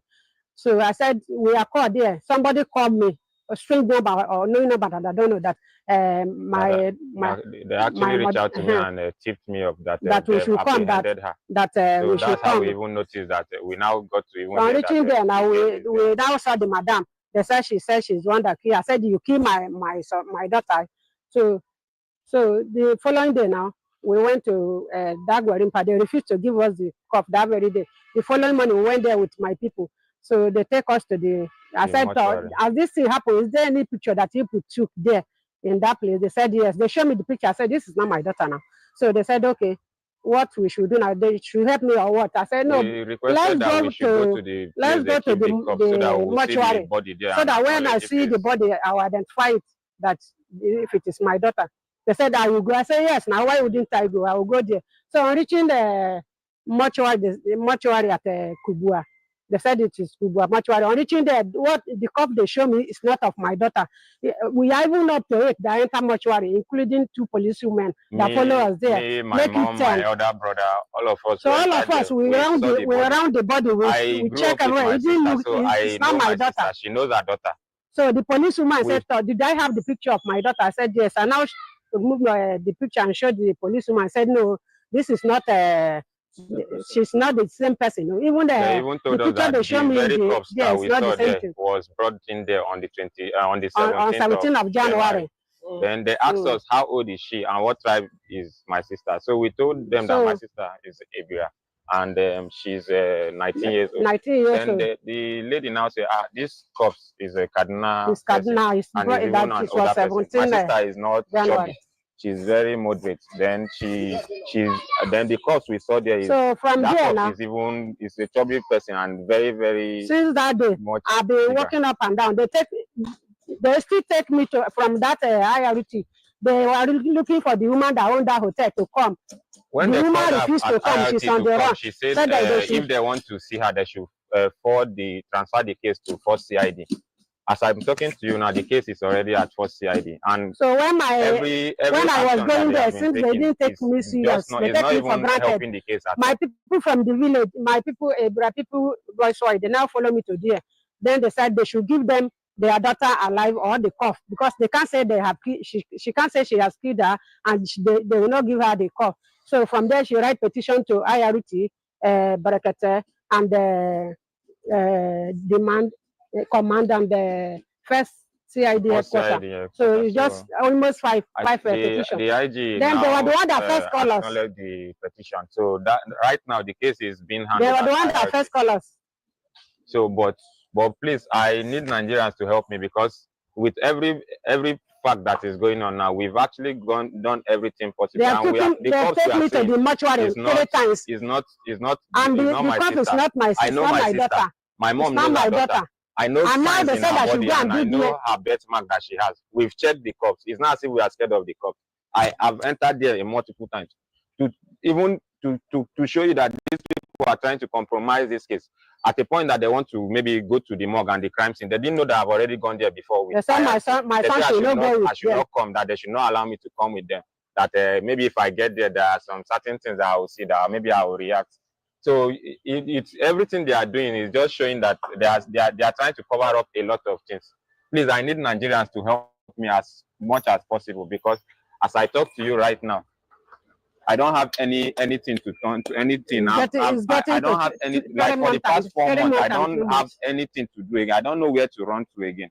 These people are people that I believe that these people are actually into trafficking. So they are just trying to cover up, and they are making it look like a crime, a murder case. She that is acknowledging to murder is just trying to acknowledge that she murdered her, just to divert the attention of the main crime they are doing.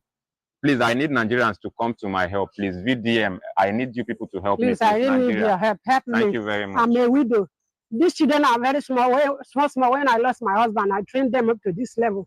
She's in the university. She's in 2nd year in the university. See, the problem where they happen for this country is very, very huge. Things are happening. A lot of people are in pains. A lot of families are in agony. You see what happened to this girl, so if now well-known family, now for happen, yes, we don't know what is so. But when it happened to less family will not get money, at the end of the day, that's what we all do this thing. This family, they're not going to get justice. Wait, it's very heartbreaking. Very heartbreaking. I'm speechless. I don't know what you think about this, but let's learn from each other. All right. Thank you very much, my people. That's all I have for you guys today. It's time for us to start talking right now. Thank you very much. Good morning, good afternoon, good evening to you all. For those of you that have super chatted me or 7 girl made, thank you very much. I appreciate you.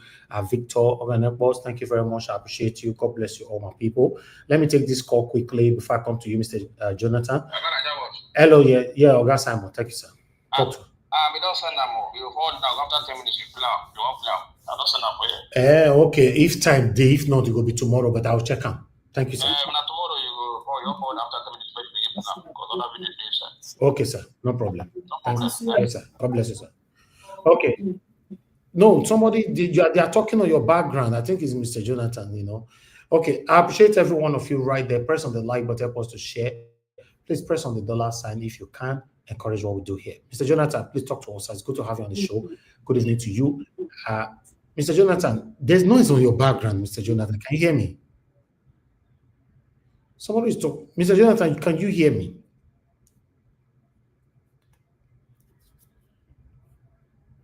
You sure said, I don't hear you, Mr. Jonathan.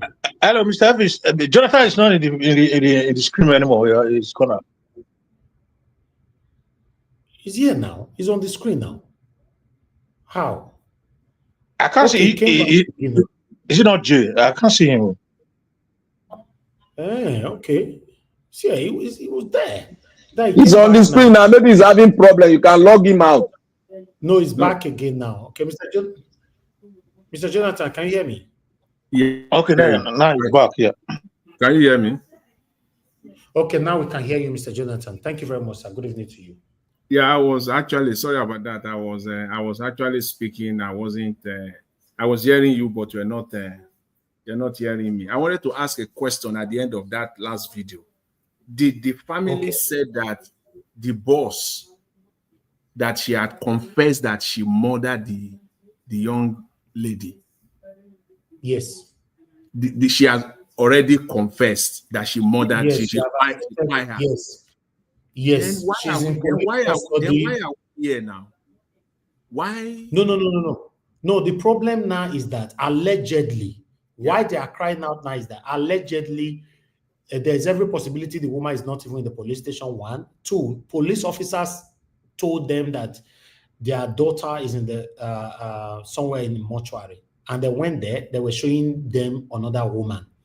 So that means they are accusing the police officers now, allegedly, and the madam, that they carted away with the body. You understand? So they need supernatural or upper hand that can help them out here. They have been everywhere and nobody's helping them. So that's the problem right now. So between you and I, there's every possibility that woman is not even in prison, because if, as they allege, the police hiding something from them like this, then you listen to the story now. You can Yes, see I what is did, happening but there. it's so complicated. It's not straightforward. Yeah. First of all, the times that had lapsed is 3 months, over 3 months before they are bringing it out to social media. Is that story, as I listen to it, I'm trying to make sense of it. It's so complicated.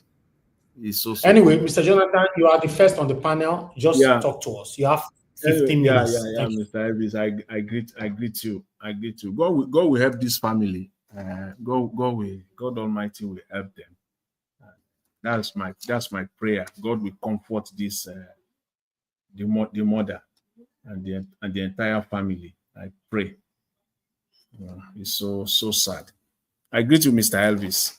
God bless you for the good work you are doing, and I greet my fellow panelists as well. Mommy Diaspora, welcome. God bless you greatly, and all the commenters and all the callers. I greet you all.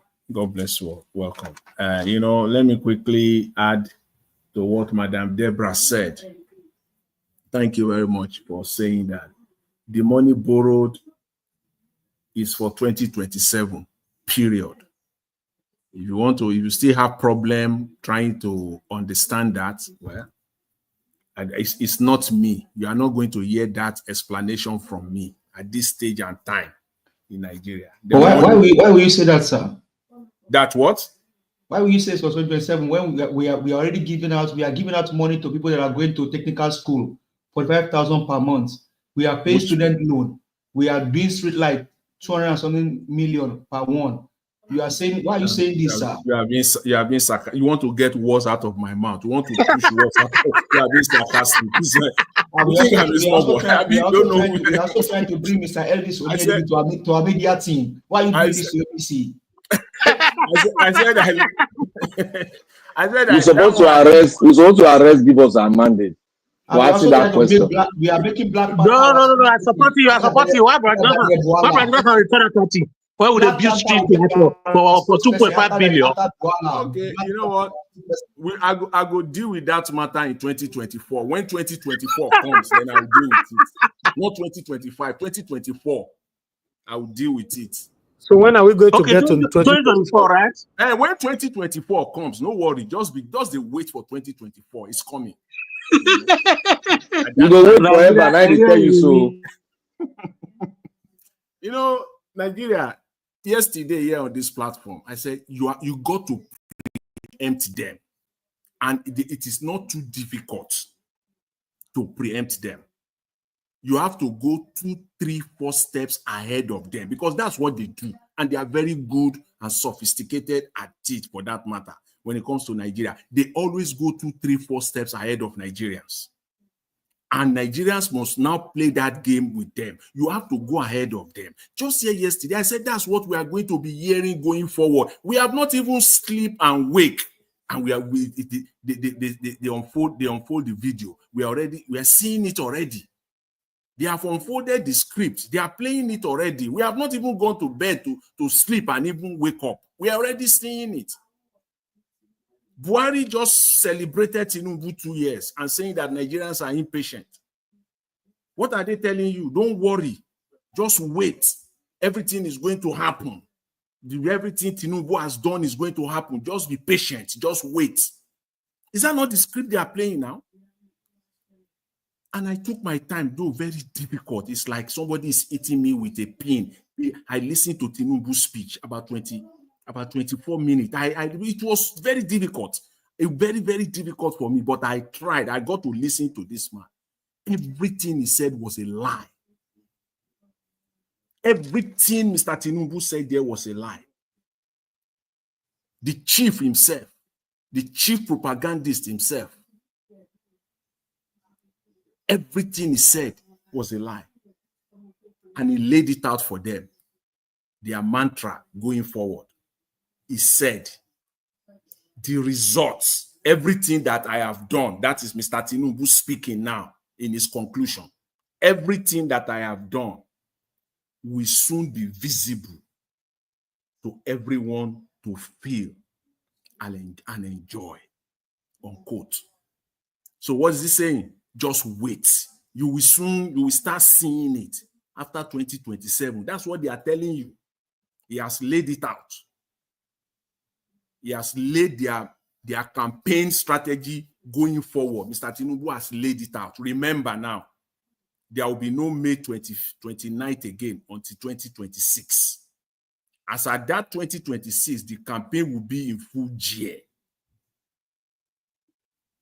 So he has laid out their campaign mantra for 2027 in this speech today. All the lies, everything from beginning to the end, everything was a lie. Mr. Tinubu has the audacity to open his mouth. I'm very sure I know they wrote it for him. And when you listen to it, you will find out that we find it so difficult to pronounce, to even read fluently. He was just struggling. Mr. Tinubu said that he has raised revenue, and for the last 2 years, in his mouth, that he has not had, there is no additional burden on the Nigerian people. No additional burden on the Nigerian people. How can somebody open his mouth and say that today, as of this day in Nigeria? He said he has spent more money on Nigerians. On and on and on and on it goes. He said he has put 620 million on technology, ICT. He shifts all the blames to Nigerians, to protesters, people that are protesting. In fact, he said, all protests are suspended henceforth. Any protest, they will meet it with full force. The only thing he wants to hear now is dialogue. If you cannot talk, no protest. Because Nigerians don't listen. So it is only when they bring out their bulldogs and they start attacking. He has laid it out. In fact, he has the audacity to say no more protests. Protests are suspended. That is where we are in Nigeria of today. Again, I don't even have the time, you see, to talk about this budget that, I think Mr. Elvis made an attempt to break it down as much as he could earlier on. In 2023, 2024, they talk about solar power, that they will light Nigeria up. Where is it today? And they still have the guts to budget another 393 billion naira for street light. I don't even know where to start from. And balls. So what are they telling us? Nigerians should forget about clean pipe-borne water. Government doesn't have, it's not the business of government to provide public water. We will continue to invest so that they can steal.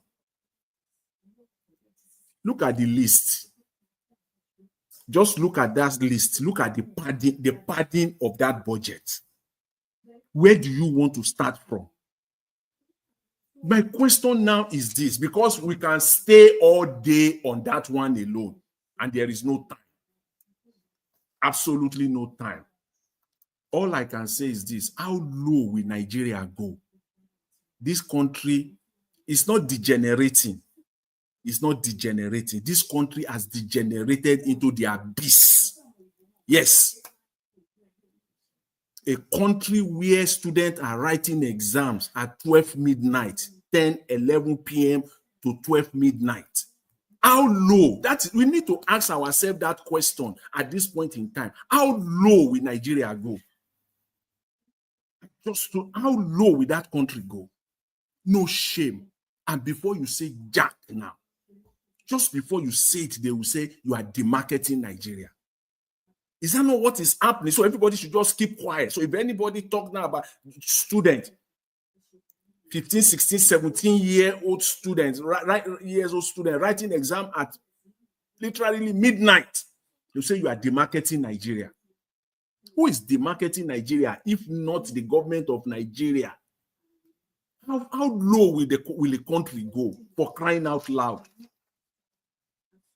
How low? That question is so critical. These people have no, they have no, in fact, if there is anything beyond the abyss, they are ready to go.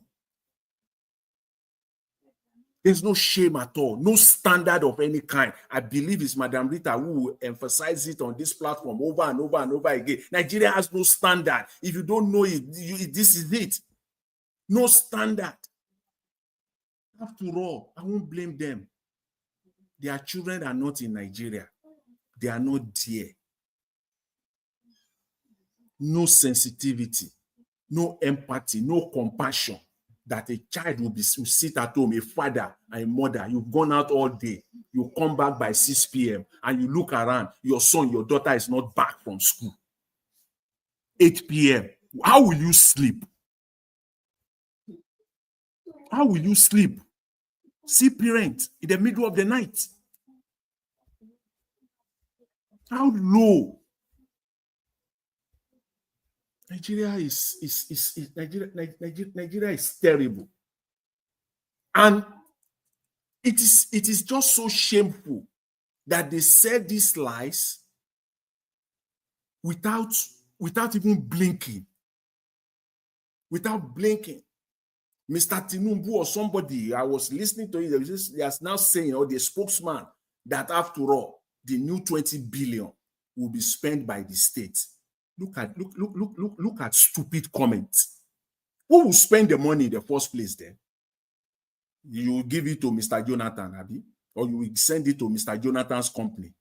Is it not the state? Is Nigeria not made up of states? Who will spend the 20 billion in the first place? Is it not the state? Is it not the federal government, and they will pass it through to the state? Who will be the beneficiary of the 20 billion, if not the state? Is it going to be my company or my companies? Who? Look at the stupid question, as if that is as if they have done well. They have answered the question. No. The 20 billion you are borrowing is not going to have any impact. I've said this. Nothing is going to happen. Forget it. These people are not in the business of developing the country. They are not nation builders. They are not nations developers. No, they are not in that business. As a matter of fact, they have no clue. They have no clue. When I listen to Shegun Showunmi saying that Mr. Peter Obi should come back to PDP, yes, to some extent, he's right. And I listened to another one, Shehu Bugaje, also talking that they should forget about the North and the South. They should focus on competence. See, there is no politician in Nigeria as of today, this day, that can stand Mr. Peter Obi one-on-one on issue of on matters of ideas and policies. Mr. Peter Obi will eat them for lunch.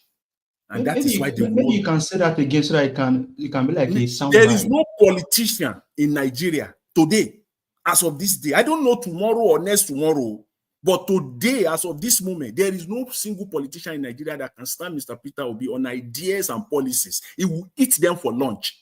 And that is why they will not go there. They are not ready for ideas and policies. They will be talking about South and North. They will be talking about rotational presidency. That's what they will be talking about. Bring ideas out and policies out. Let's hear you. How you will spend money. How you will not pad the budget of the country. Bring it out. Let us listen. Let's hear your ideas and policies. They don't have any. Mr. Tinubu is not a nation developer. He's not in that business. As a matter of fact, Mr. Tinubu cannot even bring quality people together. He can't. Because I've said it 2 years ago, last year, still to 2025. That narrative has not changed.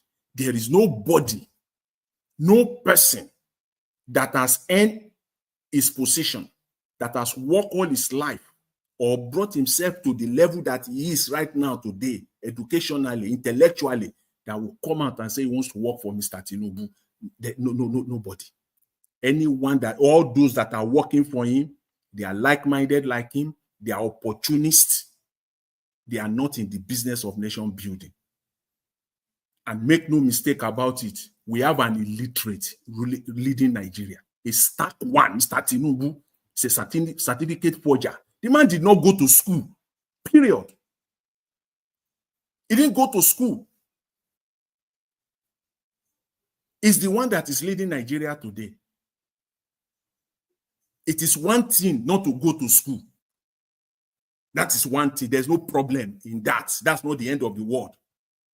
It is one thing not to go to school, but it is another thing on top of that to now be a certificate forger. It is another thing to now be a corrupt, to be so corrupt. That combination is toxic. That combination is devastating. A man that did not go to school and has no integrity, the certificate forger. On top of it, is a corrupt person. If you are not go to school, but you have your integrity, you will have people that will work with you. So it's the mixture, the combination of these two things is killing Nigeria. It's what is bringing Nigeria, has drawn Nigeria to the abyss as we stand today. No standard. There is no standard of any kind in Nigeria. Mr. Elvis, you see, let me just stop and allow other panelists to. But I have a question for you though. No question, Oga. That's also question they ask. Just keep your question to yourself. Oga, chop your stash and your oil soup. May sit down now. I want to ask a question on the benefit. Go out for the question. One corner first, Oga. Just wait. Mr. Elvis, not gag anybody. Let the conference flow very well and be exactly. sweet. Conference. Are you going to moderate this broadcast? Jonathan can moderate it now. Why are you in a hurry? Go and hide yourself in one corner, my friend. Because they have seen Nigeria finish. You know the see finish thing. They have seen Nigeria finish. They are even telling us. They are even telling us today. Mr. Jonathan, I'll leave the broadcast for you, please. Make una manage them. 8 minutes, I beg. The next person that let me just use this. Yeah, when you round up, the next person that needs to speak is Mr. Oduwa, then followed by Black Panther. Take it from there. Now you kick me put for backstage now. No, not be me. I not put you for backstage. Now you, I think because that time they complain about Jonathan before. Oh God, you don't happen to me before. No worry, don't worry. Just be patient. You go reach your turn. Mr. Evans, Margarita is very strict on this kind of thing. Right now, Mr. Jonathan was kicked out, and you bring him back. Why you don't give me the opportunity? Don't worry, you talk. If you talk, you guys should wait. Everybody will speak. Okay, hold on. Mr. Jonathan, I beg, give him a chance after you. Thank you, sir. Let me just say this lastly, and then Mr. Odua will take over. No, be Odua, don't come. This make you allow me talk. Jonathan, I beg. Okay. You see, they even told us today another lie because of C finish. They told us that the National Assembly, that the approval of the National Assembly does not imply that money that they will spend it. You see all those lists that Mr. Evans was itemizing and all those padding, all those budget padding. They even told us that the fact that the National Assembly approved those amounts does not mean that they will spend the money. As if they are talking to morons. As if they are talking to morons. If the money is not spent, where is the transparency then? Then come out and tell us the one of last year, the one that was not spent, that This is the money approved and budgeted. This was the money spent. This is the balance of the money. When was the last time Nigerian Senate or Nigerian leadership did that? When? When? As if we are morons. Once approved, the money is gone. Period. Nigerians should know this. They should stop selling these lies to us. Let me leave it there. Thank you very much. Yeah, Mr. Labo, you say you want to do your 8 minutes now, right? But sorry, you didn't allow me to ask my question. Can I ask Okay, go ahead. Okay, go ahead. Go ahead. But sorry, if you say that Mr. Tinubu did not go to school, then what happened to his Chicago certificate? Chicago certificate was all a scam in the first place. Ab initio. The secondary school that he went to was not in existence. So how did Chicago admitted him? Even Chicago, see, America was just messing us up. They play a very big role in this, in this situation. They just mess us up. The secondary school that he went to was not claimed to have attended, was not in existence as at the time he said he went to that school. So how did he get admission? Everything at the face of it was a lie. This man did not go to any damn Chicago University. He didn't go to secondary school. No mates, no people that we can. Everyone here on this platform now, forget about Nigerians all over this. All over this. Every one of us here, if they mention, everybody here can mention one or two people that I went to primary school, I went to secondary school, or I went to university. You will mention one or two. Jonathan, why did they go far? And when they and you can even a simple verification, it will be confirmed. There is none. This man has no family, no nothing. Jonathan, they go far. Who be in papa? Who be in mama? I don't understand. Who be in brother? And I go start first. And now Nigeria is at this state. We are asking why. The country, I don't want to say degenerating, because degenerating means that there can still be a reversal. The country is already in the abyss because of papa na le majire. Mama na le majire. Anyways, I hope I answered the question to the best of my ability. It's just unfortunate. No, you did. I just want us to set another perspective because of the coming election, right? Because I don't know if it is even appropriate. They tell you, no, I know they use all those one. Now, if not that one, if we not go anywhere, Labo fair talk. Mr. Labo, please, you have your 8 minutes. Please go ahead. Yeah, all these things, what would they talk about? Good evening, everyone. Make I just stand on the existing protocol.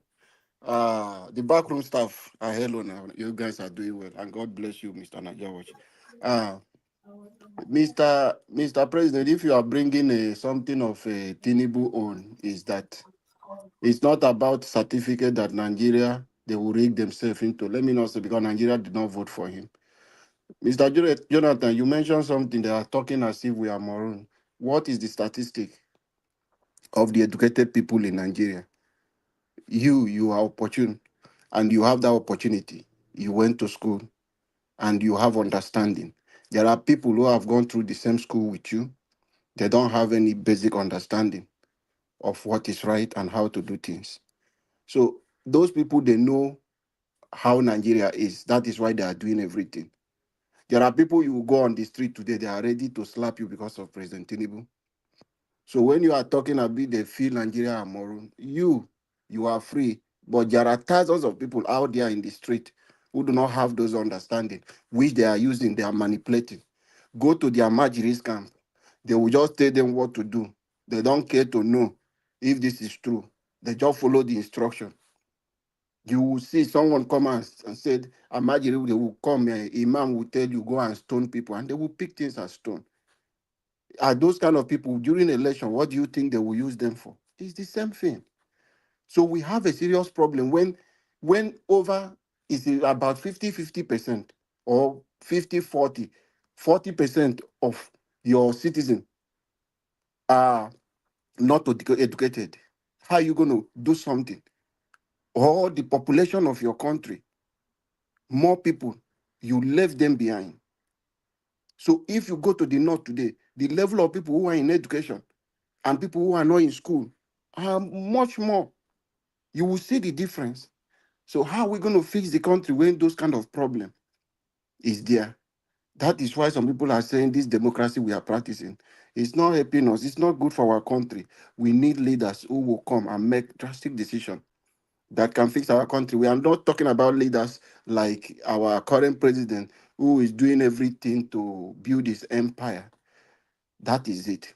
When we are talking about this budget padding, my brother, budget padding, National Assembly, they have told you it's not a crime. It's not anything as if it's something.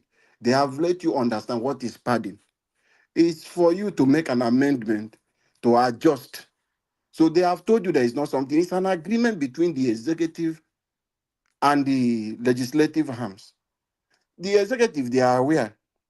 So it's agreement. The executive, they have passed their own. The legislative arms, they are cutting their own. That is the agreement between both of them. Take your own, leave my own. I have put my own for Ministry of Work. I want to do a super highway for over 300 trillion. So don't put anything, don't question me how it's going to go.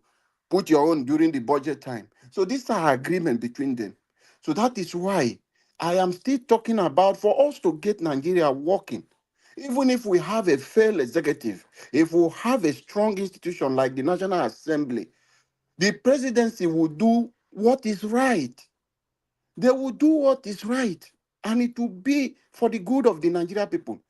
But when we are missing it out, as I'm talking to you, they have arranged people who will come for National Assembly for 2027. So that when they come, they are going to do the bid of the executive. So this is where we are missing it. It's very important for us to look at the character of people making laws for us. If we have good lawmakers in place, they will put the executive on a hot seat that will make them to think like human. They will make them to have that human feelings in them. That will make them to understand they have blood running in their vein. But in a place you have a captured institution where the assemblies are not working. Akpabio has to travel to Asu Rock. Abbas has to travel for Asu Rock. They seek for approval from the presidency before they can make any law for you. So how are we going to get the right people? So I don't. For me, it's not something I will be thinking of or talking about budget padding as if it's something. It's an agreement between them. But our worries is the suffering of the Nigeria, the masses. Imagine the budget every year. See, one thing we are just missing out. This budget is just a copy and paste. It's a copy and paste. Then this one will come and just do a little amendment, add a little figure for their own, just make some changes. This, if you go back to the Nigeria budget and look backward, you will see the same thing appearing every year. That same thing will never finish. Street light will never finish. Borehole will never finish. So these are things that keep reoccurring. They will put it in the budget every day, and they are taking the money.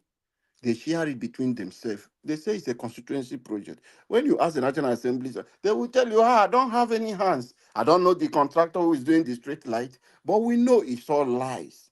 That is the side they are having their own share. Someone came out to tell us that they are going out, House of Rep is going out with billions of nairas. Senators are going with not less than 2 billion. How? Is it affecting you? Are we seeing anything changing in their constituent? The people are suffering. If you go to their constituent, you are not going to see this borehole. What they will do, they will go for the same project and keep snapping the same picture going back because there is no accountability. Who is going to look into the activity of them? Are they under immunity, the National Assembly's members? No. But because you are in a ruling party, you have agreed to what the ruling party want. They have said, okay, we want to do state of emergency in Rivers State. All of you must agree. As you agree, this is what you will have. So as they put those things in place, no matter what those people do in those places, it doesn't mean EFCC will not go after them. They will not investigate any issue as we are crying. Nobody is going to do the oversight functions for those people to see if really they are doing the borehole, if really that street light is there. Nigeria, we must focus our energy on this, our lawmakers.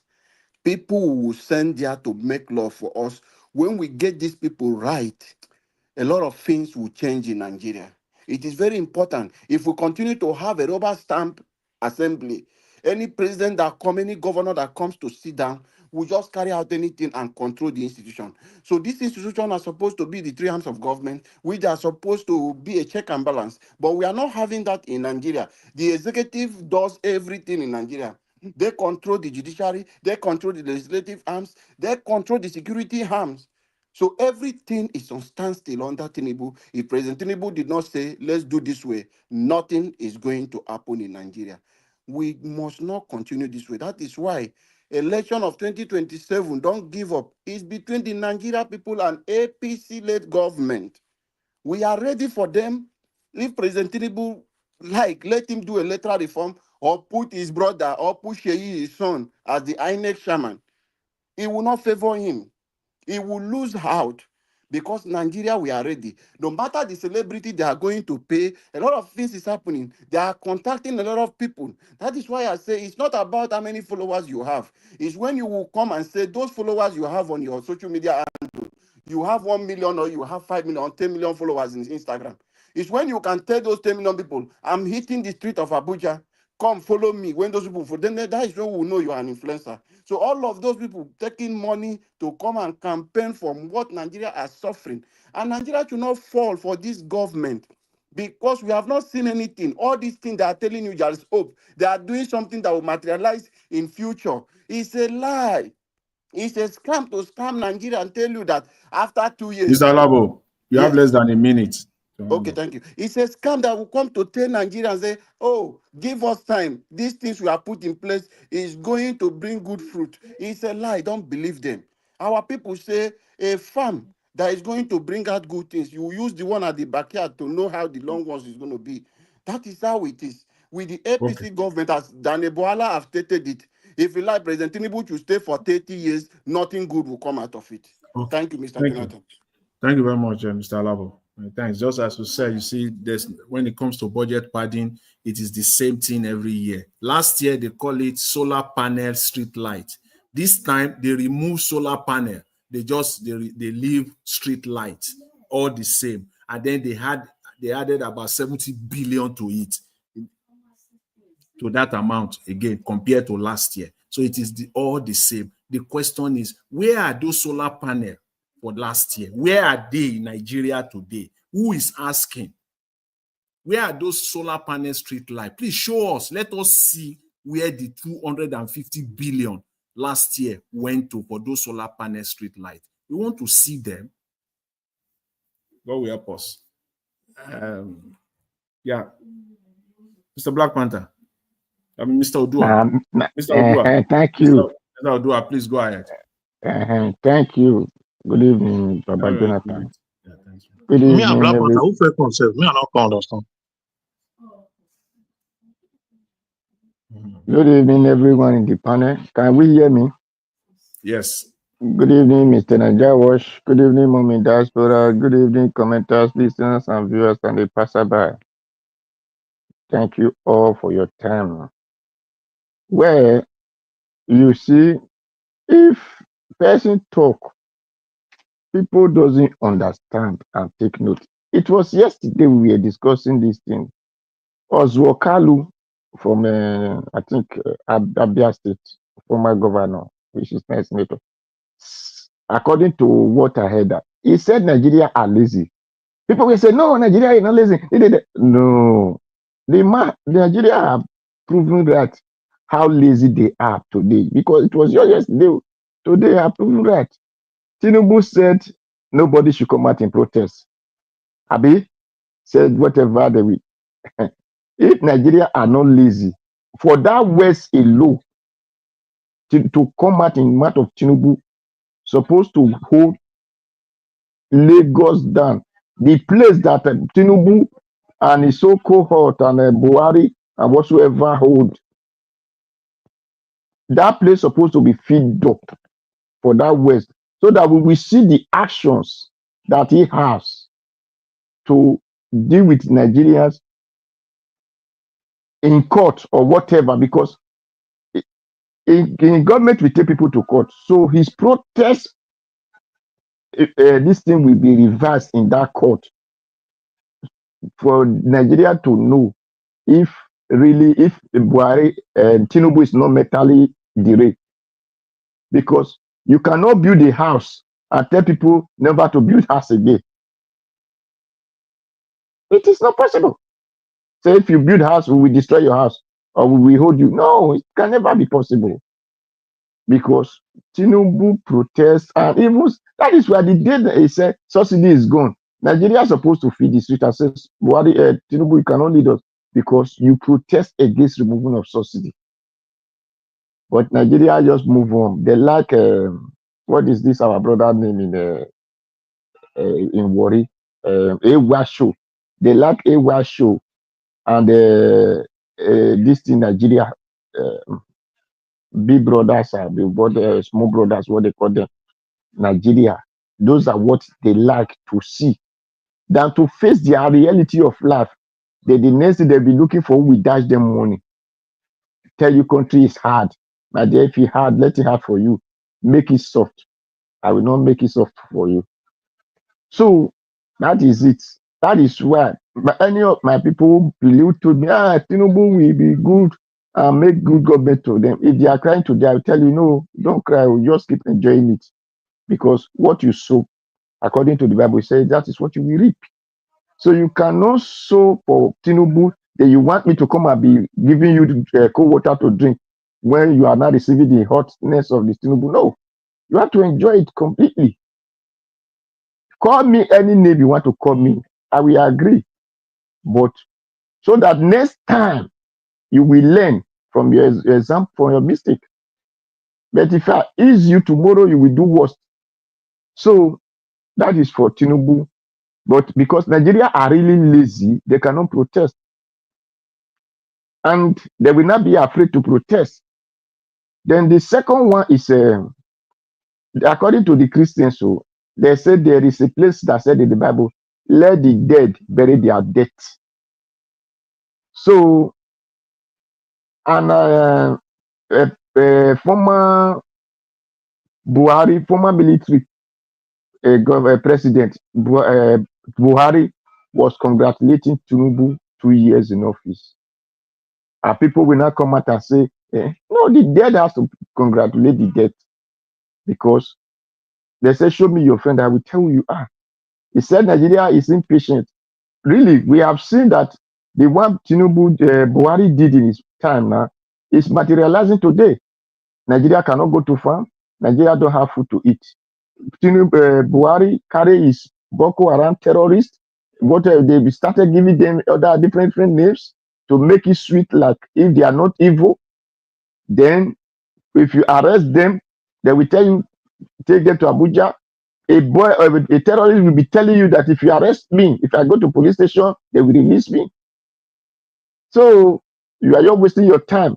Where my group are in the bush, I cannot take you there. It's materializing today.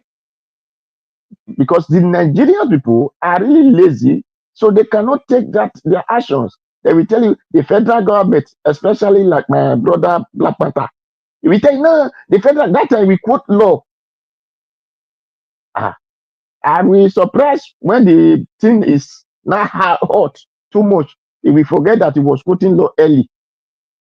When things is this, I believe one thing, and that was what my forefather were doing. An eye for an eye, a tooth for a tooth. Because this Christianity of just forgive, I have practiced it. I see that people were oppressing me. So I don't want to forgive. Jesus Christ said, only one law I give to you. If you want people to slap you, you can slap other people. He said, do to other what you wanted to do unto you. So Nigeria are lazy. That is why they will never come out for protest when they hear all this money. Now, people said Tinubu work will come out in 2 years. You know, yesterday I said Mr. Odua, you have Sir? a minute. You have a minute, please. You have a Okay. minute. I said, with all the money that is borrowing, is what is going to come out. Or the Nigeria are blind that they cannot see. I said, because I don't belong to any party, I will be asking Nigeria, are you people blind that you cannot see that is that going to add more debt to your debt? That's more suffer to your suffering. So, and really, today now you have told them that you want to borrow another money. It is the duty of Nigeria to enter the street and tell the so-called leaders, so-called senator and whatever. We don't need street light. A country that doesn't have light, you are talking of street light. Make candidate light to work. Create other avenue that you generate light. We don't need street light. It is duty of Nigeria to protest against all those money. We don't need this. What we need is, if we have light, then we cannot be talking of street light. If you have water, we cannot be talking of any other thing. We don't need boreholes. Do the dam and let them start functioning. So it is the duty of Nigeria to come out in protest and begin to hold their National Assembly accountable for those things. But because of laziness, they cannot do that. Okay, Mr. So thank you. Thank you very much. Thank you, Mr. Odua. I think it's Mr. Black Panther now. Mr. Black Panther, you want to go? You ready? Hello. Okay, Mr. Prince Collins. Maybe Black Panther is not available now. Prince Collins. Their network is bad. Call another person. If they are not there, we are here. Okay then. All right. I think it's give us a mandate now. Malik, let Abdul Malik go because Okay. I think they put him in. Mr. Malik, please go ahead. You have your 8 minutes. Please go ahead. Yeah, good evening, Mr. Najawa. Good evening, Mr. Jonathan. Good evening, everybody in the panel. Good evening, Nigeria. You see, Nigeria, I see no reason why these modern days, students are writing exam in the middle of night and there is no light. Where are we going to in that country? They need to hold the Minister of Education responsible for that. Yes, how can you do not your board of trustee, your board that cannot arrange proper examination for students? How? What type of country are we living? Every day we are going backward. People are moving forward. Nigeria are going backward. They say students, they are the next generation of the country, right? But now they have collapsed every system. They don't want the poor people to even go to school. How can a student they write? I know school they have rules and regulation. Why can't they have the time, like time frame?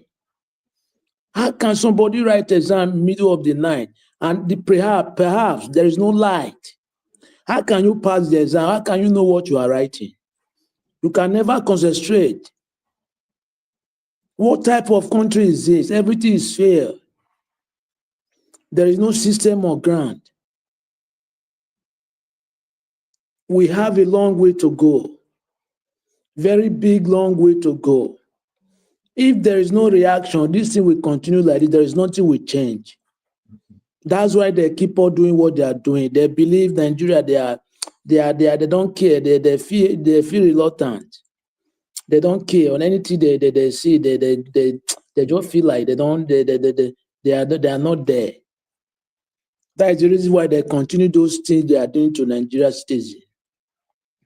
Now, this budget of 18, my question is, what is the money that they allocate to the budget before last year? We did not see the light street, the water, the boy. Imagine a government, they come on air to pronounce boy. What a shame. Boy, why can't you give your citizen a water board? Boy, they ask you bought in abroad. Are you using boy there? You are using water board, government water. How can you be boy? After you see Peter Obi is demarketing Nigeria. Why Nigeria is demarketing themselves already? The world knows. Look at how students, they are using their candle to to write an exam, no light, middle of the night. How can the student pass the exam? How can he concentrate or her? What type of country are we living? Just to borrow money and share for their own pocket, personal pocket, self-interest. They don't care for the citizen. Are we going to continue this way? The answer is no. But what can we do? Let the citizens we come together and fight those politicians. They are the problem of the country. You budgeted money last year, right, for light, for all those allocations already. Okay, they did not do it. Where is the money? Where is the money? Where is the money go to? Wow. Is it vanished? Now it's not even up to 2 years. You want to take another loan, $20 billion. Do you know what is $20 billion? 1 million into 1 million is $1 billion. Do you know how if really they want to use that money for Nigeria citizens? Do you know what that money will go for Nigeria economy? It will give Nigeria steady road, good roads, hospital, schools. 10 years, we will not talk about those things anymore. But they will not do it. They will share the money between themselves. After people are dead, they are still looking. Things continue like this. There is nothing getting better. Every day, we are getting serious problem every day in the country. Now, how can the thing change? Look at today now. Naira record highest depreciation against dollar as Tinubu mark 2 years anniversary. Highest depreciation. Naira I record today, Naira against dollar. Every day we are going back. There is no system of ground. The people in the government, they are just there just to load the country dry. There is no plan for the citizen, how the country will move forward. All they are planning just ahead of 2027 election. When you have not done anything for your years, for 2 years, and you promise light, if you don't give light, they will not vote for you anymore. But now you are planning ahead. Are you going to, even though you deceive others, you cannot deceive me? Yes, you can't deceive me, even though you deceive others. We have a long way to go. Let us know what to do to rescue this country. It's not the way we look at the issue. It's very bigger than everybody. Because the country now, the way it goes, nobody knows when good person will come and rescue the country. Because we need somebody that we set up everything standard so that we continue from there. Other country, they make their citizens better, but Nigeria, they try to impoverish their citizens every year, every day. You see, we have a very big problem. Thank you very much, Mr. Jonah. Okay, thank you, Mr. Abdul Malik. Thanks very much. Thanks for the submission. Mr. Give us a man. But before you go on, I want to tell Abdul Malik the reason that Nigeria, they are writing this thing in the darkness. Is it not inside the darkness that your election was cut away from Nigerians? The INEC rig announced the winner. It's all the same thing. Okay. Give us a mandate. Thank Mr. you. Give us a mandate. Are you ready? Please take the Yeah, floor. can you hear me, sir? 8 minutes. Yes. Well, I greet the panelists. Mr. Elvis, I greet you. Thank you very much. Mommy Diaspora, I greet you. Comment section, I greet you all. Mr. Abuaze, Mr. Emmanuel Johnson, and every other warriors in the comment section, I greet you all. Well, thank you very much for allowing me to make contributions. Well, there are not much to say because it is just same old same. And the reason I was just coming in, Mr. Jonathan, to ask you those questions is because just to set perspective or bring Nigerians to remembrance that we've been on this road before and we know how these guys, they operate. Nothing good can ever come out of Tinubu. Nothing good can come out of him. Whatever Buhari is saying, Tinubu said the same thing when Buhari was in office. Don't forget, Nigerians. Tinubu said the same thing while Buhari was in office. And so that's their mantra.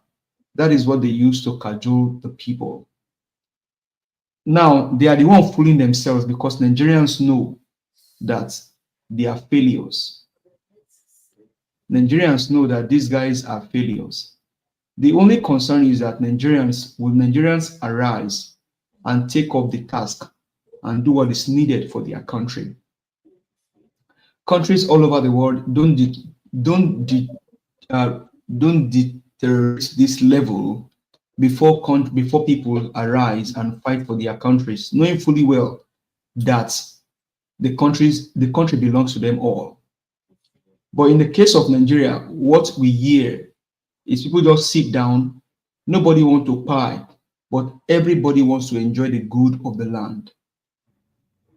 And I'm not here to cajole anyone or probably motivate anyone to do the needful. When the time comes, Nigerians will arise and do what is needed for their country. As a matter of fact, the coming election, if there is going to be any, which I don't support, is already concluded. All we're just doing today is we're just talking. It will take the opposition to really fight, and I mean fight, to tell this guy that you cannot do what you want to do because you are a failure. Tinubu is a criminal, more so a hardened criminal. So nothing can be done by a criminal for the country. As a matter of fact, Mr. Jonathan took us through a memory lane. The issue of Chicago. Chicago didn't just happen during the last election. Chicago has been since 1999. That's for how long? That's how long ago. Now, the issue of Tinubu's family or siblings has been for a very long time. How many Nigerians know who Tinubu family is? Or know where they are? Nobody. This guy sits there, ruling Lagos State, and is doing same to the federal, to the entire country. Why? Because the people, the foreigners, use the criminals among us to lead us and destroy our country. Nigerians, we are the one that we arise and tell these people enough is enough. And I think I like what Mr. Labo said. You cannot have over 2 million followers and not be able to shake the system. You should be able to shake the system. You cannot have over 15 million followers and not be able to shake the system.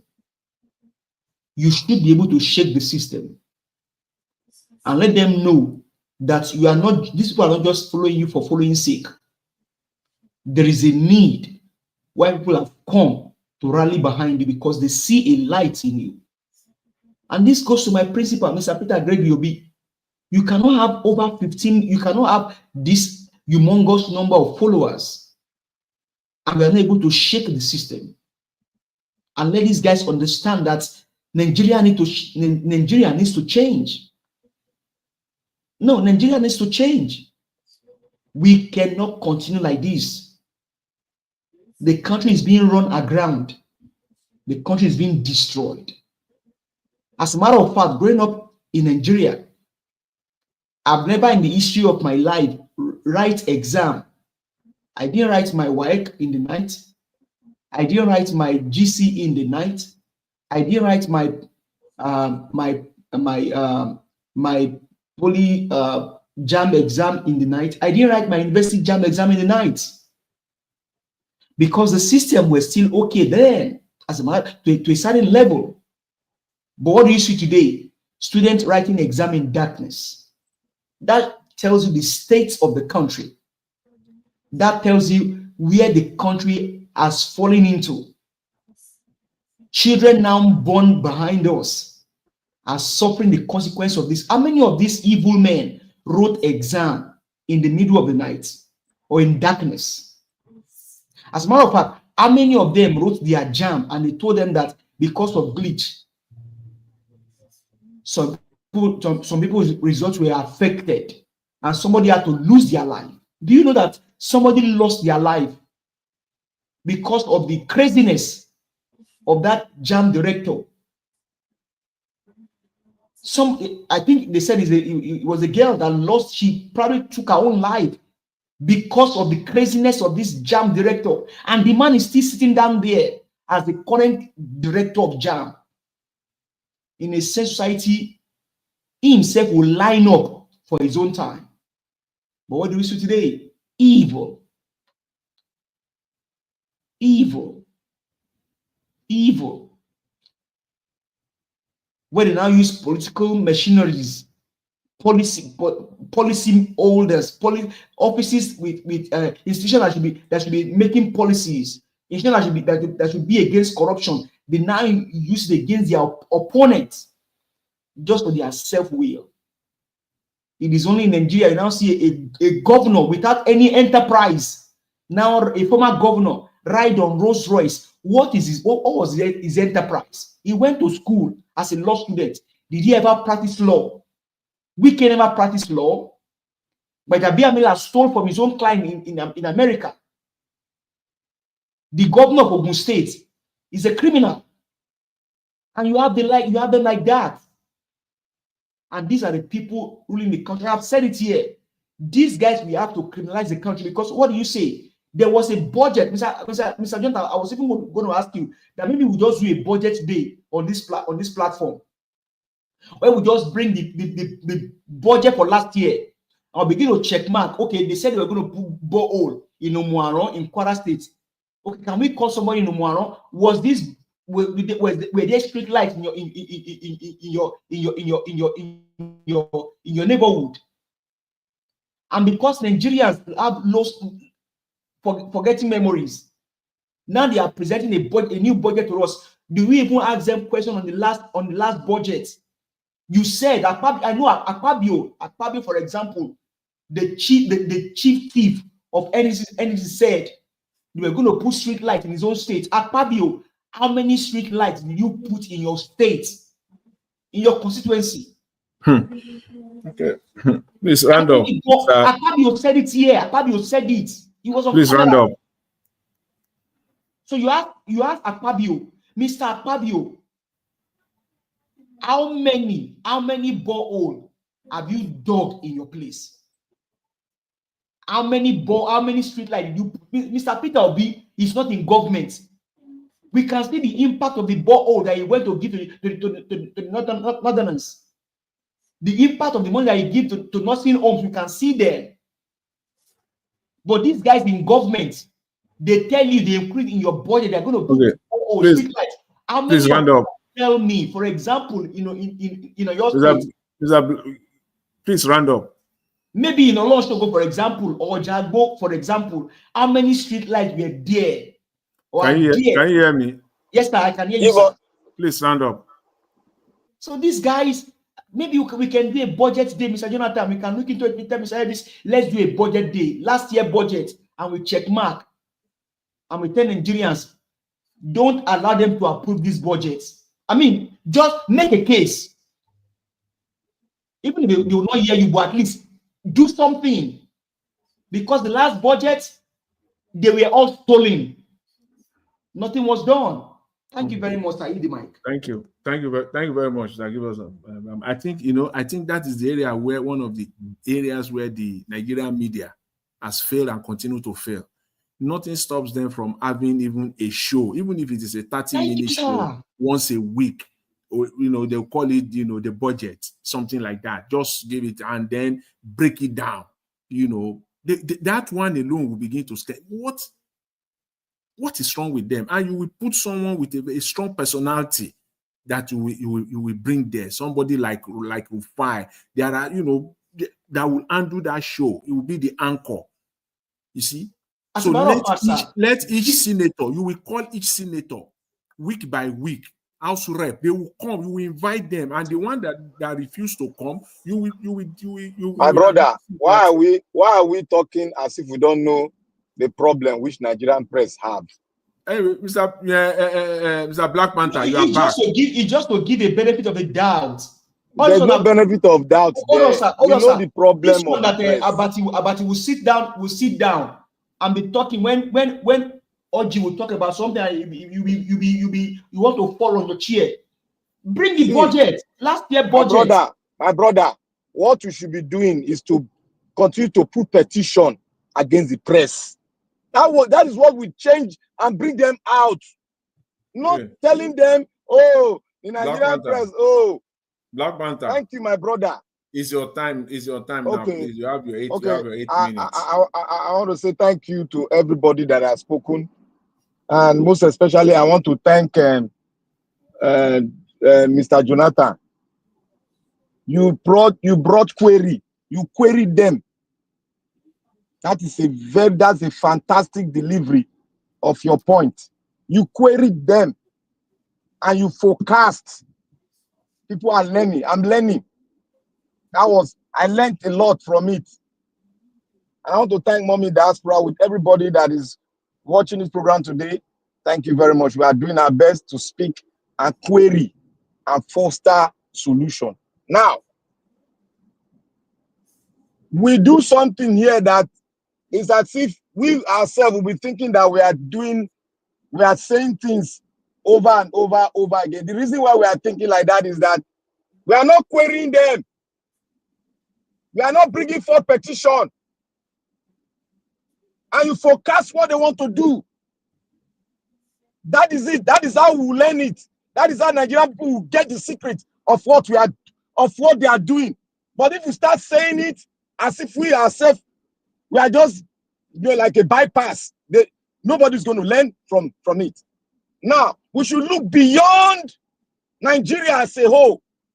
That is another area we are not fashioning out this problem and what they are doing to the Nigerian state, which is not a country. To me, I've said it, that this republic is gone. Now, let's look at it from this point. Look at Cameroon, our next door neighbor. What happened to them? One section of the country was silenced. Is that not so? Military are on that section. They never, because that section is the only section that always rise up against the Republic of Cameroon whenever they are doing things wrongly. 2, Cameroon. The resources of Cameroon has been gagged, hijacked, and stolen. And it will continue to be stolen because the imperialists, what they do in this demonstration of craze that they've given to us is to corrupt the system and make sure nothing works, including your road, including your light, your power section. No matter what it takes, whether you produce crude oil, they will make sure that those things are not available, because if they are available, there will be peace in the land and people will grow. The country will grow in terms of GDP and it will grow in terms of human capital development. Everybody will know the secret because the light section will be on. Your electricity, everything will be glowing. Then the people will be aware of what is going on. But when they put you in darkness, when they create fear, when they create terrorism, people will not understand what is going on. There will be confusion in the land. Now, what is happening to Cameroon is what is happening to Nigeria now. And Agbado has just stepped up and he has gone into a treaty with the Francophone colonizers, and that is France. We should be learning. We should go out of our cocoon and learn the big problem, the bigger problem that is causing the smaller problem in Nigeria. 1, Nigeria is a geographical location. 2, Nigeria, we have different ethnic groups. We cannot, the North, I'm quoting the forefather, I'm reiterating, I'm trying to embolden it. The fathers of the North said, we are different. We don't have anything in common. Then the other founder of this republic said, if the Nigerian politician, because he was part of them, if the Nigerian politician refuse to come together and have a country, have a constitution, Congo will be a child's play. That was what Zeke was telling us. Because I've gone further. That was what Zeke was trying to tell us. Because there's wisdom in every word that the founding father left for us. But we are just looking at the factors of what is going on. The sugar, I would say the sugar in the tea, they are trying to force into our throat to drink. 1, corruption. 1, budget, whatever they call it. 2, ethnic cleansing. 3, Boko Haram. 4, using human being for so many things. 5, police that will never change. 6, corrupt the military so that it will be subjected to the civilian. They cannot see the definition, what the constitution tell them, the useless constitution they gave them, what it told them for them to do when Nigeria is in turmoil like this.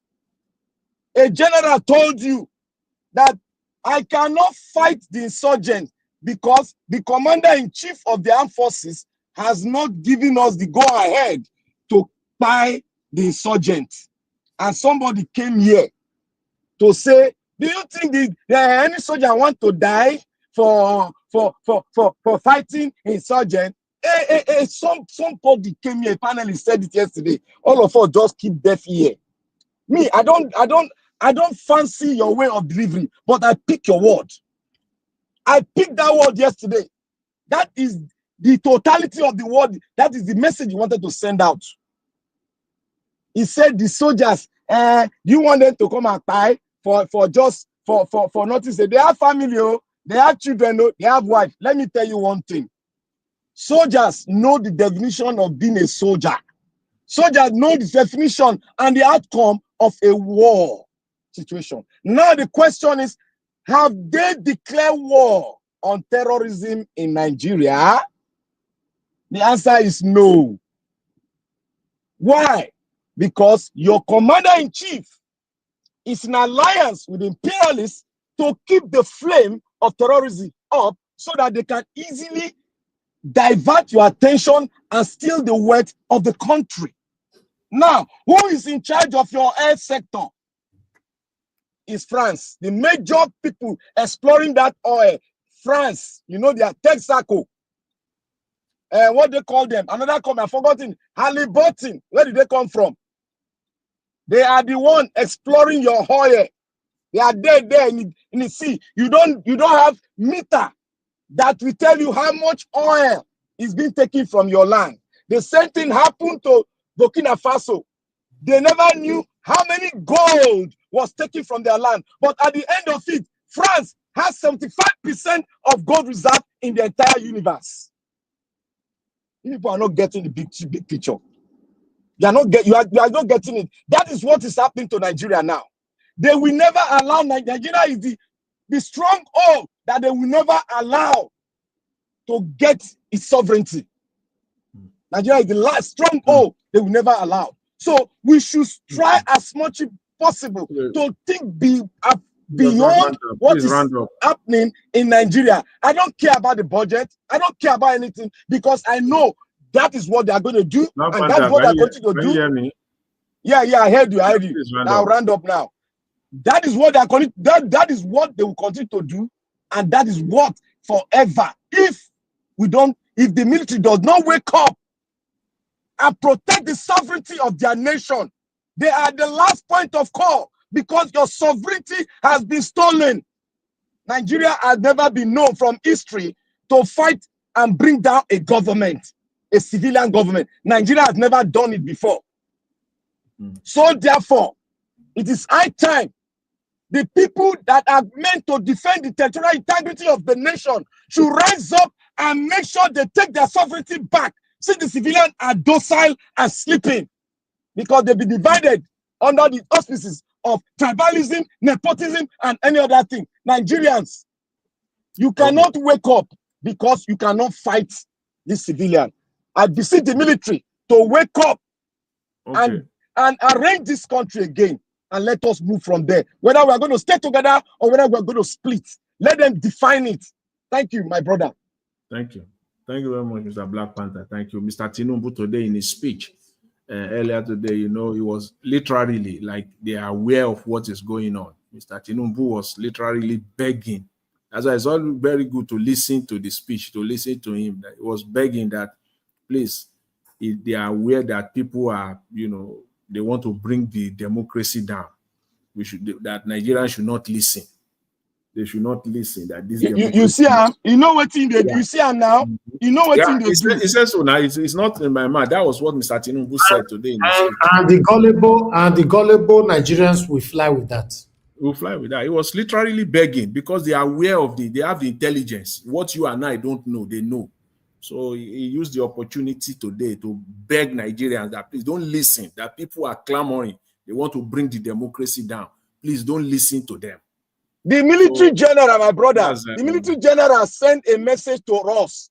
A military general is telling the Nigerian people and the Nigerian army that we should all pray to God. We are in trouble. Mr. Jonathan, but we are not practicing democracy in Nigeria now.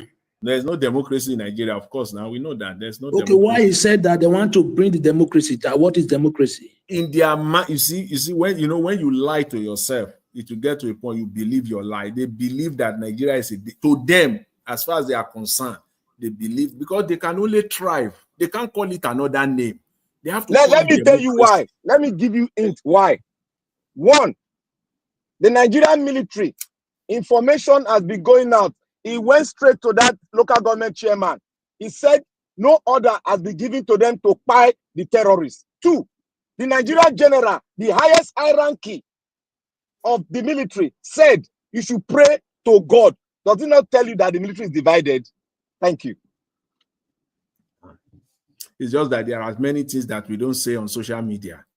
There are many things that we don't, we don't come to social media and to, to just scatter the table, But as I said, as I said, the government they have intelligence. What you and I don't know, but we also, as civilians, we have our eyes on the ground too. We know one or two things are going on, but it's not everything that you say. So when you connect it's a puzzle.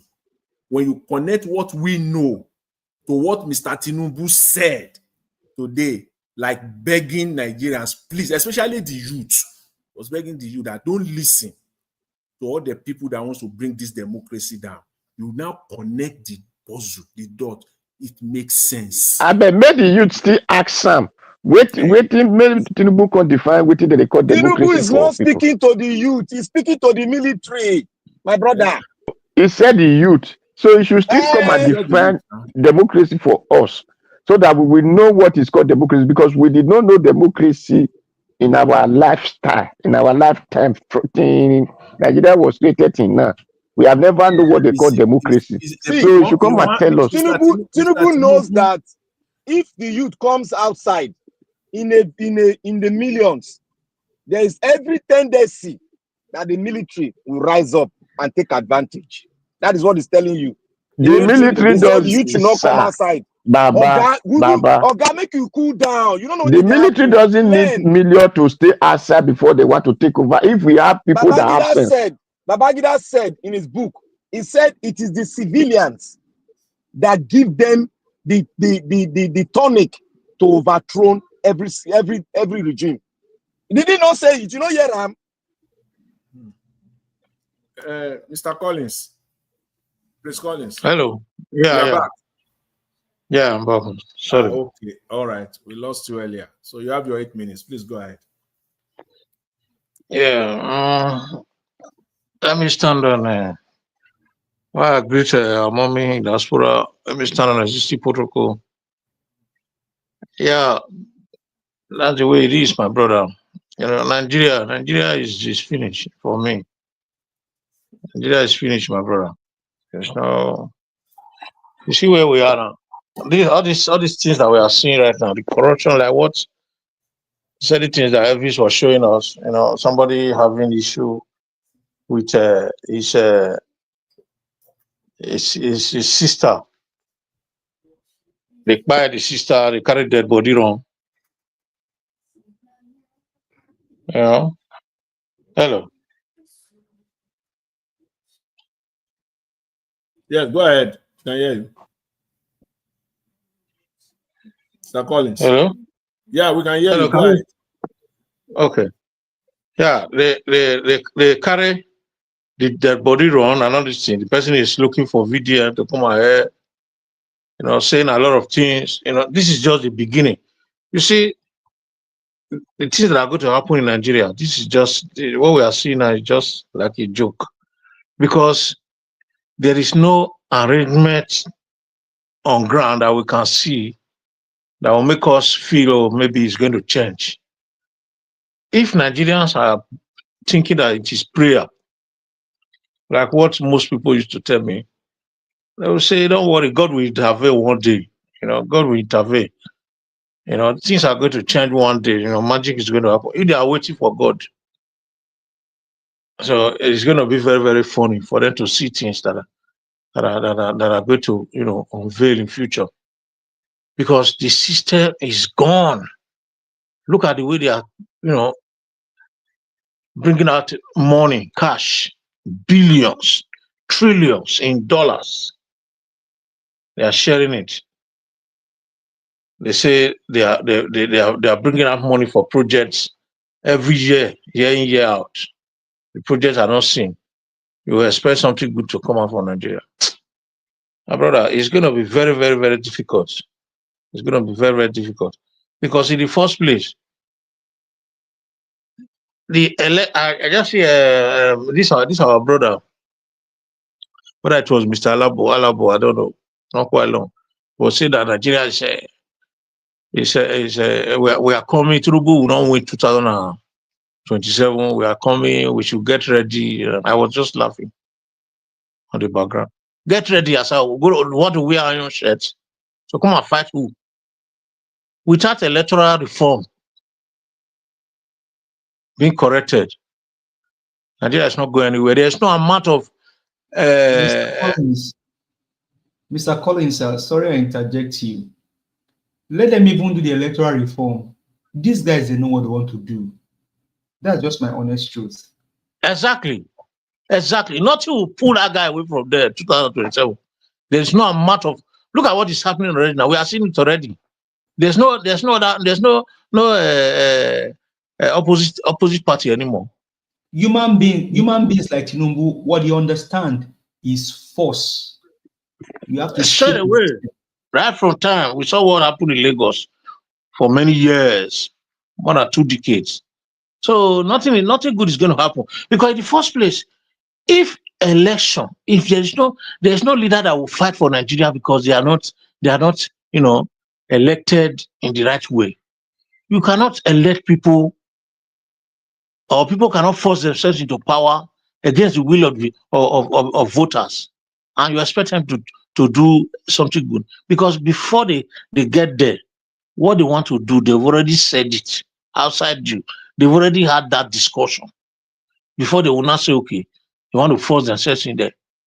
Look at it, though. Imagine, you know, Nigeria looking for truth. From where? Look at those state election. What happened? Look at today now in the TV. Look at men that are supposed to be men with integrity, people that are supposed to be leaders of the people that are supposed to be examples of goodwill. They are lying, saying that Edo people voted for Okpebholo. that the judiciary has upheld the mandate of the people. Standing, adults standing, 50, 60, 70 years old people standing and lying. Then you will expect such nation to grow? My brother, growth development is built on truth, sincerity, and confidence. You can't do the wrong thing and expect the right thing to happen. Adults lying, people have been there. I saw certain of them making statements. They've been there since 1999, lying. They are old, their children are grown, they are still lying. They build their nation in dirtiness, poverty, and they are inside. Then you expect good things from such nation. It will never happen. There's no magic about development. The greatest magic about development is confidence, truth, and reliability. Without that, without trust, you can't build a nation without, or a good nation without such characteristics. So let us keep praying.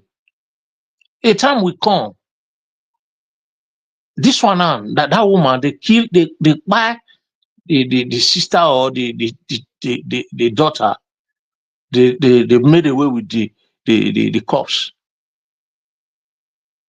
Because crime has become the order of the day. There's no justice for the wicked. So a society where there's no justice for the wicked, crime is a beneficial activities because it becomes the order of the day. A time will come, they will buy people openly and run away with it. What we were saying 4 years ago or 5 years ago in this media, that a time will come in Nigeria that they will buy people, they will run away, they will be at home. Nothing will happen. People thought it's a joke. Now people are crying, looking for video, likes of very dark man to come and help them because they are helpless. The poor is helpless, voiceless, nobody to speak for them. A time will come that these people, they are training them right now. They are training the poor people to be hardened. They're going to be hard-hearted. A time will come when they undergo this training and become very, very rugged. You will now see pockets of what do you call this? Pockets of crime leading organization everywhere, and that will lead to unrest. A time will come. The politician cannot even come down from their car, talk less of, sitting down to enjoy the money. Okay, Mr. Collins, please wrap up. That's where we are going to end up. That's where we are going to end up. The end is very, very close. It's just like a V shape, expanded every day. Okay. Thank you very much, my brother. Thank you very much, Mr. Collins. I think everyone has spoken, and so let's do, just before we start this 2 minutes, each around. I just want to quickly say this. You see, as I said earlier, we need now, I will implore every one of us to start to preempt this government. We must, what we believe that we know, that those things that are true, that are fact, that we know that they are going to do, we should be saying it out now. We don't have to wait for them to do it before we start talking it. Let us say it, that this is what they will do. They will be, that alone will put fear into them, because we are not stupid. We got to start preempting them. You see this $20 billion that they are borrowed, that is the war chest. That is the war chest for 2027. So there is no politician, no political party that can fight, that can beat that in Nigeria. it is only the Nigerian people that can beat that $20 billion. That $20 billion is the war chest. That is the weapon for 2027. And what we're going to see massive amount of trillions of naira that will flow into the economy. Unregulated amount of money, left, right, and center will be flowing in. The idea will be to buy the people. So we are going to see it. It will unfold before our eyes. We will start seeing it in the next quarter. I said in the next quarter, you will see the amount of money, trillions of naira that will be flowing in, unregulated amount of money. The idea is to buy people. That is the war chest. And there is no political party, no politician, a group of politicians that can fight that can beat that. It is only the Nigerian people that can beat that $20 billion. That is the war chest. That is what Nigerians must prepare for. It is coming.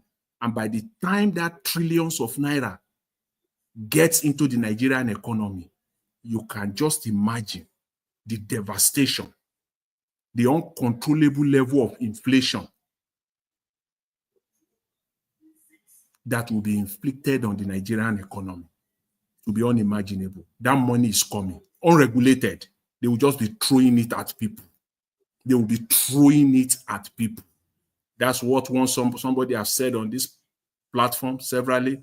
I believe it's Mr. Black Panther. You will start seeing people that you will never believe in your widest imagination that they will be supporting Tinubu, because that is what the $20 billion is meant to do.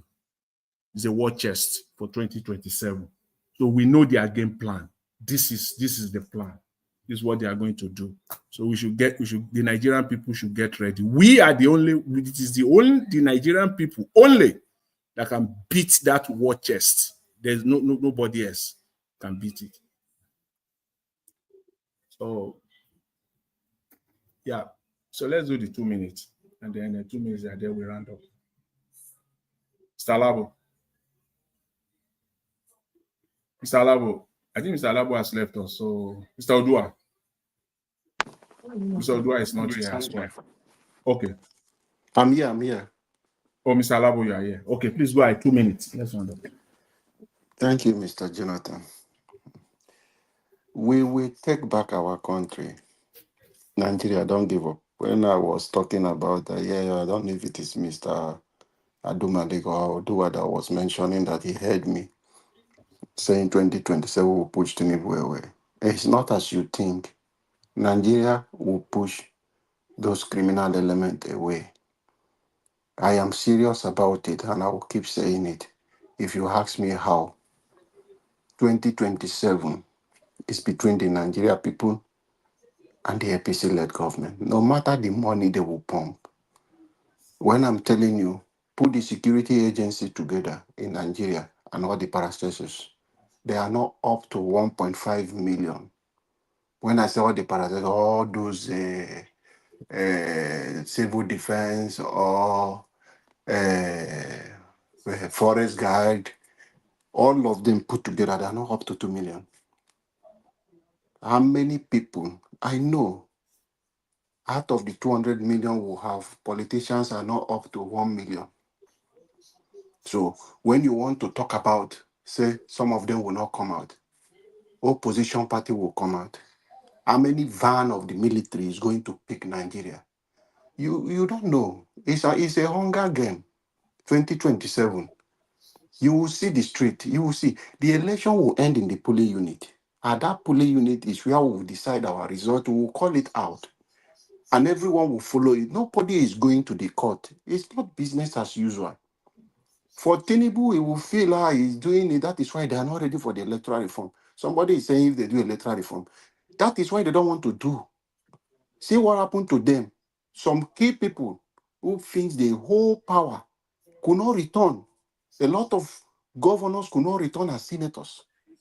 And you think we don't have the power? We have the power. Okay. Why? What happened last time is because people watched the body language of Peter Obi. But it is obvious now, Nigeria, we are not going to wait because it's our future. Peter Obi is just a vessel we are using to try to get and push the criminal element out of power. It is like that. It lies on every one of us who are determined for us to take back our country. So we are going this time around is going to end at the police unit. We are not going to wait for anybody to tell us to do this or do this, because it's for our future, for the future of our children that we are fighting. Thank you, Mr. Jonathan. Thank you, Mr. Lavo. Thanks very much. Mr. Abdul Malik. Abdul Malik. Yeah, good evening, Mr. Please, 2 minutes. Please, round up. Yeah, good evening, Mr. Jonathan, once again. Mr. Labo, it's not me, or you refer to me, it's not me.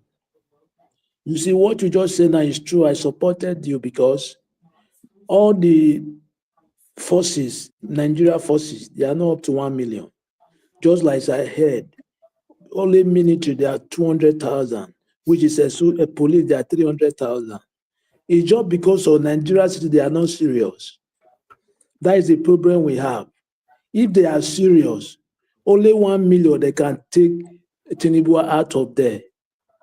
How many? Let me just say 500 million people, or let me just say 5 million people march to Aso Rock. What are they going to do with peacefully? How many are they going to arrest? It's just because of Nigerians, they are not yet serious. That is what I see, understand? Because the way it goes, it's like no matter the money they pump, if that one will not solve anything, forget what they are doing now, understand? No matter what they pump, that is not the solution. Because majority of people, they are hungry. Yes, majority are hungry. How much are they going to give you to satisfy you? It's nothing. When they give you 5,000, 3,000, is it money? How many minutes are you going to eat 3,000 or 5,000 naira? The next day you are suffering and again. Okay, why can't you do the right thing? Instead of to collect that money to vote for APC, why can't you vote for the right person? That one will not solve it, understand? I believe they will push them away from that place, understand? Thank you very much. Thank you, Mr. Abdul Malik. Thanks for permission. So give us a mandate. Yes, thank you very much. Please take the floor, 2 minutes. Thank you very much. Well, I think we've all said well today. Like I said earlier, let's have a budget day where we just come here and all we are doing is we bring out the budget. Okay, for example, all of the budget that this criminal has presented to the house to the floor of the house, and let's do them maybe line by line for knowledge purpose and to show Nigerians that this guy is truly a criminal, because Tinubu is not. And you may think that maybe this person just like to talk about the guy. Or I don't hate Tinubu. I don't have anything to do with him. Tinubu is a criminal. In fact, the Leparity may say it well. He is a born criminal. And so Nigerians, if they think that anything will change under this guy, look well. Look well and look well. Nothing will change. And then as a matter of another question is, the NANS president, have they seen him? Where is the guy today? The NANS president that allegedly Sheikh Tinubu profounded, where is he? His families, are they talking to him? Do they know where he's whereabouts? DSS, INSS, EFCC, whatever you call them, where is the NANS president? Well, we'll meet you again tomorrow, God's willing. Have a blessed night, everyone. Good night. Thank you very much. Thank you very much. Mr. Black Panther. Mr. Odua, yeah, my brother. Yeah, I'm here. Okay. Yeah, Mr. Black Panther, please thank go you, ahead. everybody. I don't want anybody to lose hope. We are on the right track. When we speak, we are educating ourselves. But one thing we should do, we should try as much as possible to go out of our scope and understand why our people, our politicians are like this. why they are bent on to destroy, why somebody is forcing to destroy his own house, while he goes outside, see other countries that are lesser than us doing very well, but they don't want to do the replica. Mind you, it's not, they have been boxed. All of them, those politicians you see out there, they have been doing, corruption has been planted into them, and they are used to it. They are now what you call addicted to it, and they now see it as a safe havens to make sure they impoverish the people so that they can live. Because it's like something crazy. For your father's house, you put fire in your father's house, and you go to your neighbor, the other country, and live there. Then you come back again, you put more fire in your father's house again. Does that really make sense? That's to tell you that there's somebody pushing them from the back. That is what Traore told us yesterday when Nigeria Watch played the video. He said it. He said, oh, he mentioned Nigerian name. He mentioned Yoruba. He mentioned Igbo. How did he know it? That guy has gone through and has gone through all the things that they are doing. And he finally told us that France is in it. Then Niger Republic also came and said France, Nigeria are into agreement, sponsoring, putting cell of terrorists in their base, attacking pipeline that they brought in to take the oil from their country down to another place. So, my brothers and sisters, something is going to happen soon. Evil cannot be permanent. There must be a judgment day for all of them. Thank you, my brother. May God bless every one of us. Let us not relent. Let us not be down. We are on the right track. Thank you. Thank you very much, Mr. Black Panther. Mr. Odua, please have your 2 minutes. Thank you, Papa Jonathan. Well, Nigeria have not even entered any track. Let me now help me ask this journalist, what is the name? Abati time. You people should ask him a question. This question that isn't a good father that leave inheritance or debt for his children, or a bad father that leave inheritance or a debt for his children? Because I believe good father leave inheritance of good inheritance for his children, while bad father leave debt for his children. So they that are saying respect Tinubu, respect this, respect that, they should tell us if these people are good people or they are bad leaders or they are bad head people. Because for you to go and be borrowing money and the money is not used for that, used for the thing that can pay back that money, automatically that person is demon. So, and anybody that want to side them are also demon like them. Now, when they borrow money, let Nigeria know it is the duty of Nigeria to stop them not to talk about anything street light for us. We don't need anything called street light, not to go and buy solar panel street lights. In Italy here, that even have electronic, they have solar panel, yes, which is clear, but they make it a farms. Most of the things that they are not doing in Italy is of solar panel. They make it a farm so they can generate power to electric line. So from the electric line, you can supply anything they want to supply. Not you come to buy battery on one stick tomorrow. That is useless. And it shows that those people they call senators and House of Representatives, they are all useless people. And that is why they cannot think, because they are lazy. That is why they don't have brain to think, because they are lazy in brain. Their brain doesn't function. Their brain is usually just to eat money. And that is why, because they are lazy, they say other people that are following them are lazy, because they don't think well, so they cannot put a good example. For you people that go to school, he said example come from a teacher. Laziness come from the House of Assembly, comes from senators, and the Nigerian people follow. So if Nigeria, is the duty of his radical student to correct his teacher. So it is duty of the good Nigerians to say enough is enough for all this money you are borrowing in the name of us. Buhari borrow money and say from 10 years time Thank you. they will start to pay. Now Tinubu is borrowing. The Tinubu great grandchildren will now be the one to start to pay. All these are in the name of Nigeria. So it is Thank the you, duty Mr. of Nigeria to say we don't need any money. You don't need to go and borrow money for us. Thank you, Mr. Odua. Arrest all the people that have money Jonathan. in this country. Yes, Collect their money, use it to do whatever you Mr. want to Odua. do. Thank Don't go you. and borrow money. Thank you. Just Thank you a very 10 much. seconds. I want to put this question in the heart of every Nigerian. Why is it that for the past, that's 8 years of Buhari, 2 years of this present government, we have been borrowing money to fund our budget? Does it mean that we don't have anything that we can use in our country to sustain ourselves? And as they are borrowing the money, what is the collateral they are putting on the table every time as they borrow our money? Doesn't that ring a bell that something is happening?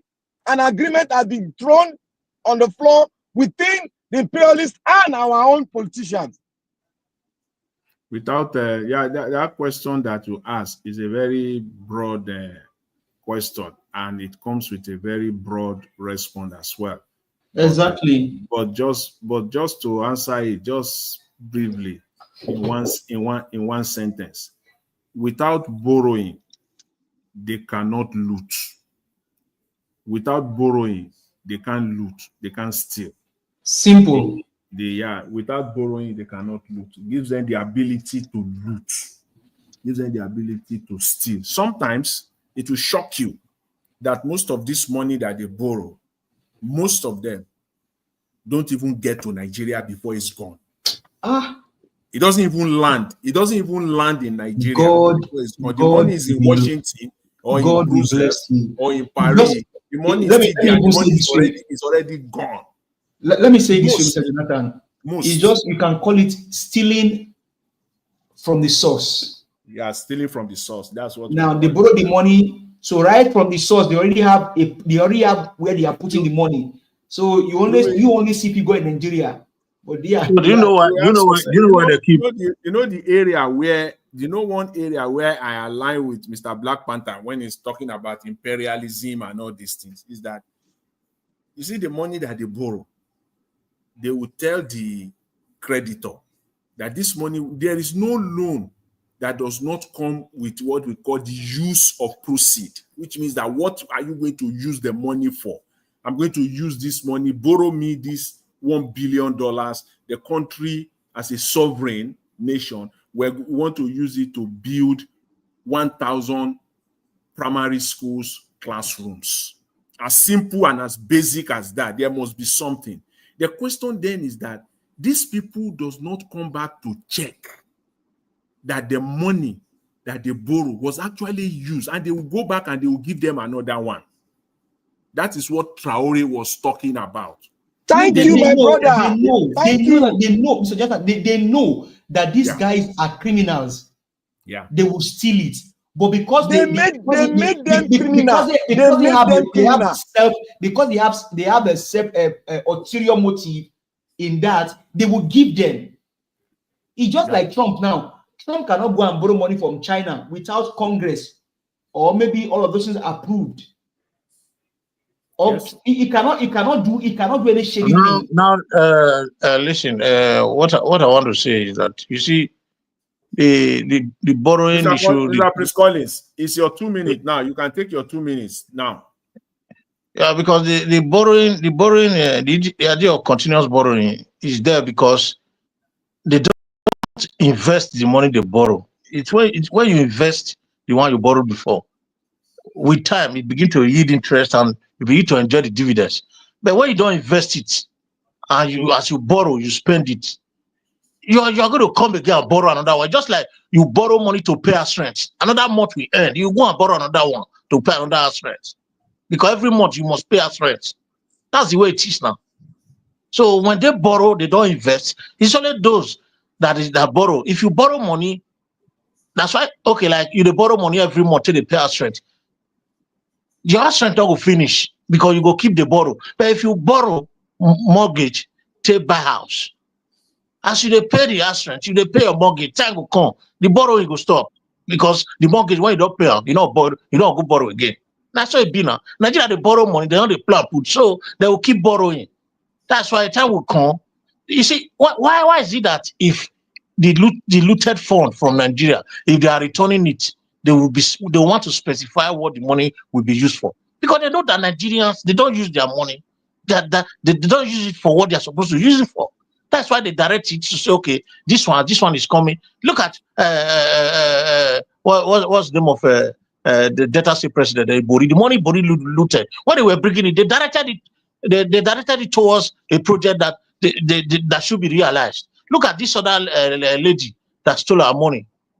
They directed the money when they are returning the Abacha loot. They like to direct it because they know that Nigerian leaders, they are fraudsters. Nigeria is a fraud as a nation. So whether you are blaming them that they borrow the money for us, Mr. Collins. Even if you say that the money was directed, let's ask ourselves, the ones that were directed, what projects the money directed to? Where are the projects? Do we see the project? Yeah, because we are suffering it now. Yeah, because we are suffering nation. Because we are suffering nation. You will not see the loot. You will not see anything. Yes, because we are sovereign nation, there's a limit to their intervention. That's the thing. Nigerian leaders are fools. They are senseless. And it's like their head, they get cockhead. They think about immediate investment. They don't think about future. Okay, the question now: the people that created this monster in Africa, why is it that they know, but yet they are still borrowing their money? Yes, they will borrow them because they want to enslave them. Borrowing them, they are enslaving them more. Thank you. This is what I want you to say. Enslavement. Thank you. When you borrow somebody's money, the person become your subject. Thank you, my brother. You know, when you can, there's nothing wrong in borrowing money. There's absolutely nothing wrong in borrowing money. As a matter of fact, Mr. Jonathan, sir, just to protect what you just said, sir, America borrows. Yes, America borrow on a daily basis. You can hear. When you borrow without a purpose, it's very wrong. When you borrow without a purpose, it's very wrong. They will say I will know what I said earlier, that they always state the purpose. They will say that this money is for 1,000 blocks or primary schools. Yeah. To build a primary 1,000 primary schools, and they are borrowing this $1 billion for that purpose. There is always a purpose. But the reason why those creditors don't ask or don't follow up bumper to bumper, you think they are Father Christmas or you think they are collateral dead grand now? It's because those loan has been collateralized. They have back it up with something. So if you like, go and use it to eat moi moi. Go and use it to carry as Mr. LBC said. Then I give you this information. If I may, I tell you, the loan that we collected from China, do you know what it is? Do you know what's happening? China is digging our soil, red soil. They are taking it to China to produce something. Yeah. So there's always something that they cannot. If you don't have anything to back it up, then you have to pay back. And if you don't pay back, they will come after your resources. It's as simple as that. Or look at the way China companies, the owners of China companies have, enslaving our youths, beating them, flogging them openly in the internet. We see the way they treated as slaves. They are already enslaving them already. Because we don't have voice. No, who is going to talk? Nobody will talk because even the leaders are already enslaved to them. They are already subject to these people. You heard Amechi now, Rotimi Amechi, who confessed that even when they sign agreement with China, some section of that agreement were written in Chinese. And they still accept them. And they still because they were accepting because they need the money. The thing is that, but I want to believe that. I find that very difficult to take in. I find it difficult to believe now, me myself. I want to believe that the Attorney General or the Department of the Ministry of Justice, they are people that they will somehow interpret this thing or translate it, and then they will read it. But well, I don't know. Nothing is in Nigeria. Jonathan, see what I observe. See what I observe. You see, that thing they wrote in Chinese, it might be our people telling them to write it in Chinese. So that when they are going through auditing, they don't know what is there. Exactly, They exactly. are getting a kickback from that language there. There's a kickback in there that they are getting. Look at Nigeria Airways.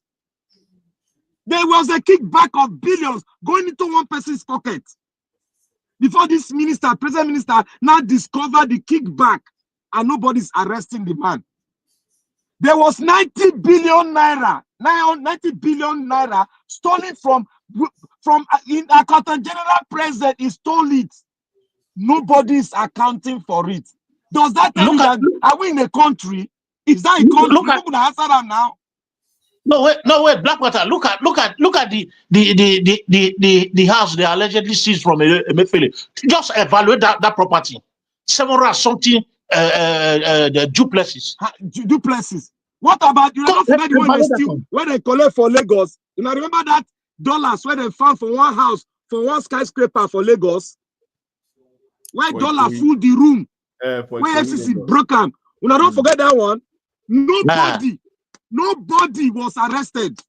But names are there. Nobody was arrested. Somebody owns the house. Nobody was arrested. Does that tell you that this is a country? Is this a country? We're not going to call it country. I don't see the country there now. Well, anyways, I think we've all spoken. Let's hand over back to Mr. Elvis. Please take over. If you are, I believe you are here. Mr. Elvis, thank you for giving us this opportunity to speak to ourselves. Okay. And other Nigerians that are willing to. Yeah. Thank you very much, sir. Yeah, back to you. Okay, thank you. We cannot round up. We are running up to. I bet let's round up. I beg. Thank you, my people. You know, Elvis get visitor now. Mr. Onyedigi, thank you very much. God bless you. I miss you, man. Thank you, my brother. You don't leave us for streets. My brother, Tinubu is the president. Man must walk. Elvis know they come up for your house now. I appreciate you all, man. That was a wonderful submission. I've been here listening to everybody. Mr. Jonathan, thank you very much, sir, for handling the platform. At least that was a huge relief for me as well. I appreciate you. I appreciate every one of you for passing your wonderful submission here today. Prince Collins, give us a mandate, my brother. Oga Alabo, Black Panther, my brother, Mr. Oduwa. I appreciate you all. Thank you very much. I believe other people came in, they've left, but I can't remember anymore. But still, if you know you were part of here, I want to say we appreciate you. Thank you very much. I want to give those of you who supported the channel, to the 7 Girl, Meda and Victor. Thank you very much. God bless you all. And Madam Deborah, thanks for calling in. Thank you, Simon. Thank you, Gawale. I appreciate you all as well. My people on the comment section, start with Mother of all Mommy Diaspora. Thank you very much, Mommy. I appreciate you always, and I love you so much. Thank you, Abu Aziz. God bless you, my brother. I appreciate you for all that you do. Thank you, everyone right there. Patience Idemudia. Thank you very much, Beth Max. Thank you, Madam Peggy Modi, Madam Ahmed Bright. Thank you, my people. Thank you, Mofi Real, my brother. And many others. I saw you get there once again. I can see on the comment section. And many others right there. People, we've come to the end of this broadcast. I'll see you guys again 7 p.m. Nigeria time tomorrow by God's grace. But before then, we do upload the pre-recorded video sometimes during the day, so always look out for us so that you don't miss out. Just like Madam Deborah called in today, that the video that I uploaded, if we can broadcast it again. Yes, that's how it is. Not all the video that we uploaded we normally rebroadcast. So once you missed out, you missed out. Mr. Elvis, sorry, I want to particularly appreciate you for that short broadcast you do release most times. In fact, it's a big relief for most of us that does not have the time to see what is happening. In fact, I want to congratulate you for that. God bless you for your time, for putting those videos together for us to listen in one blow. God will bless you, my brother. God will not let you waste anything that has to do with your effort. God will always bless you. Amen. Big amen to that. I really do appreciate that. That means a lot to me. encouragement means a lot to me, to be honest. Now they make us they move on. It's not too easy like that. I appreciate to all my people. Have a good night and bye for now.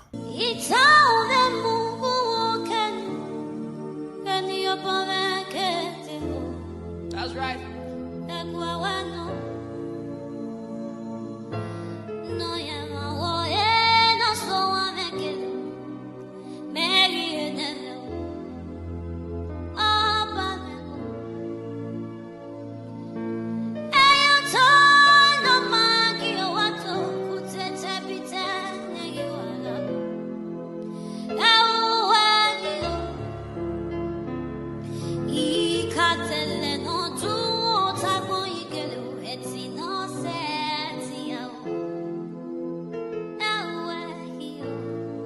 Yes.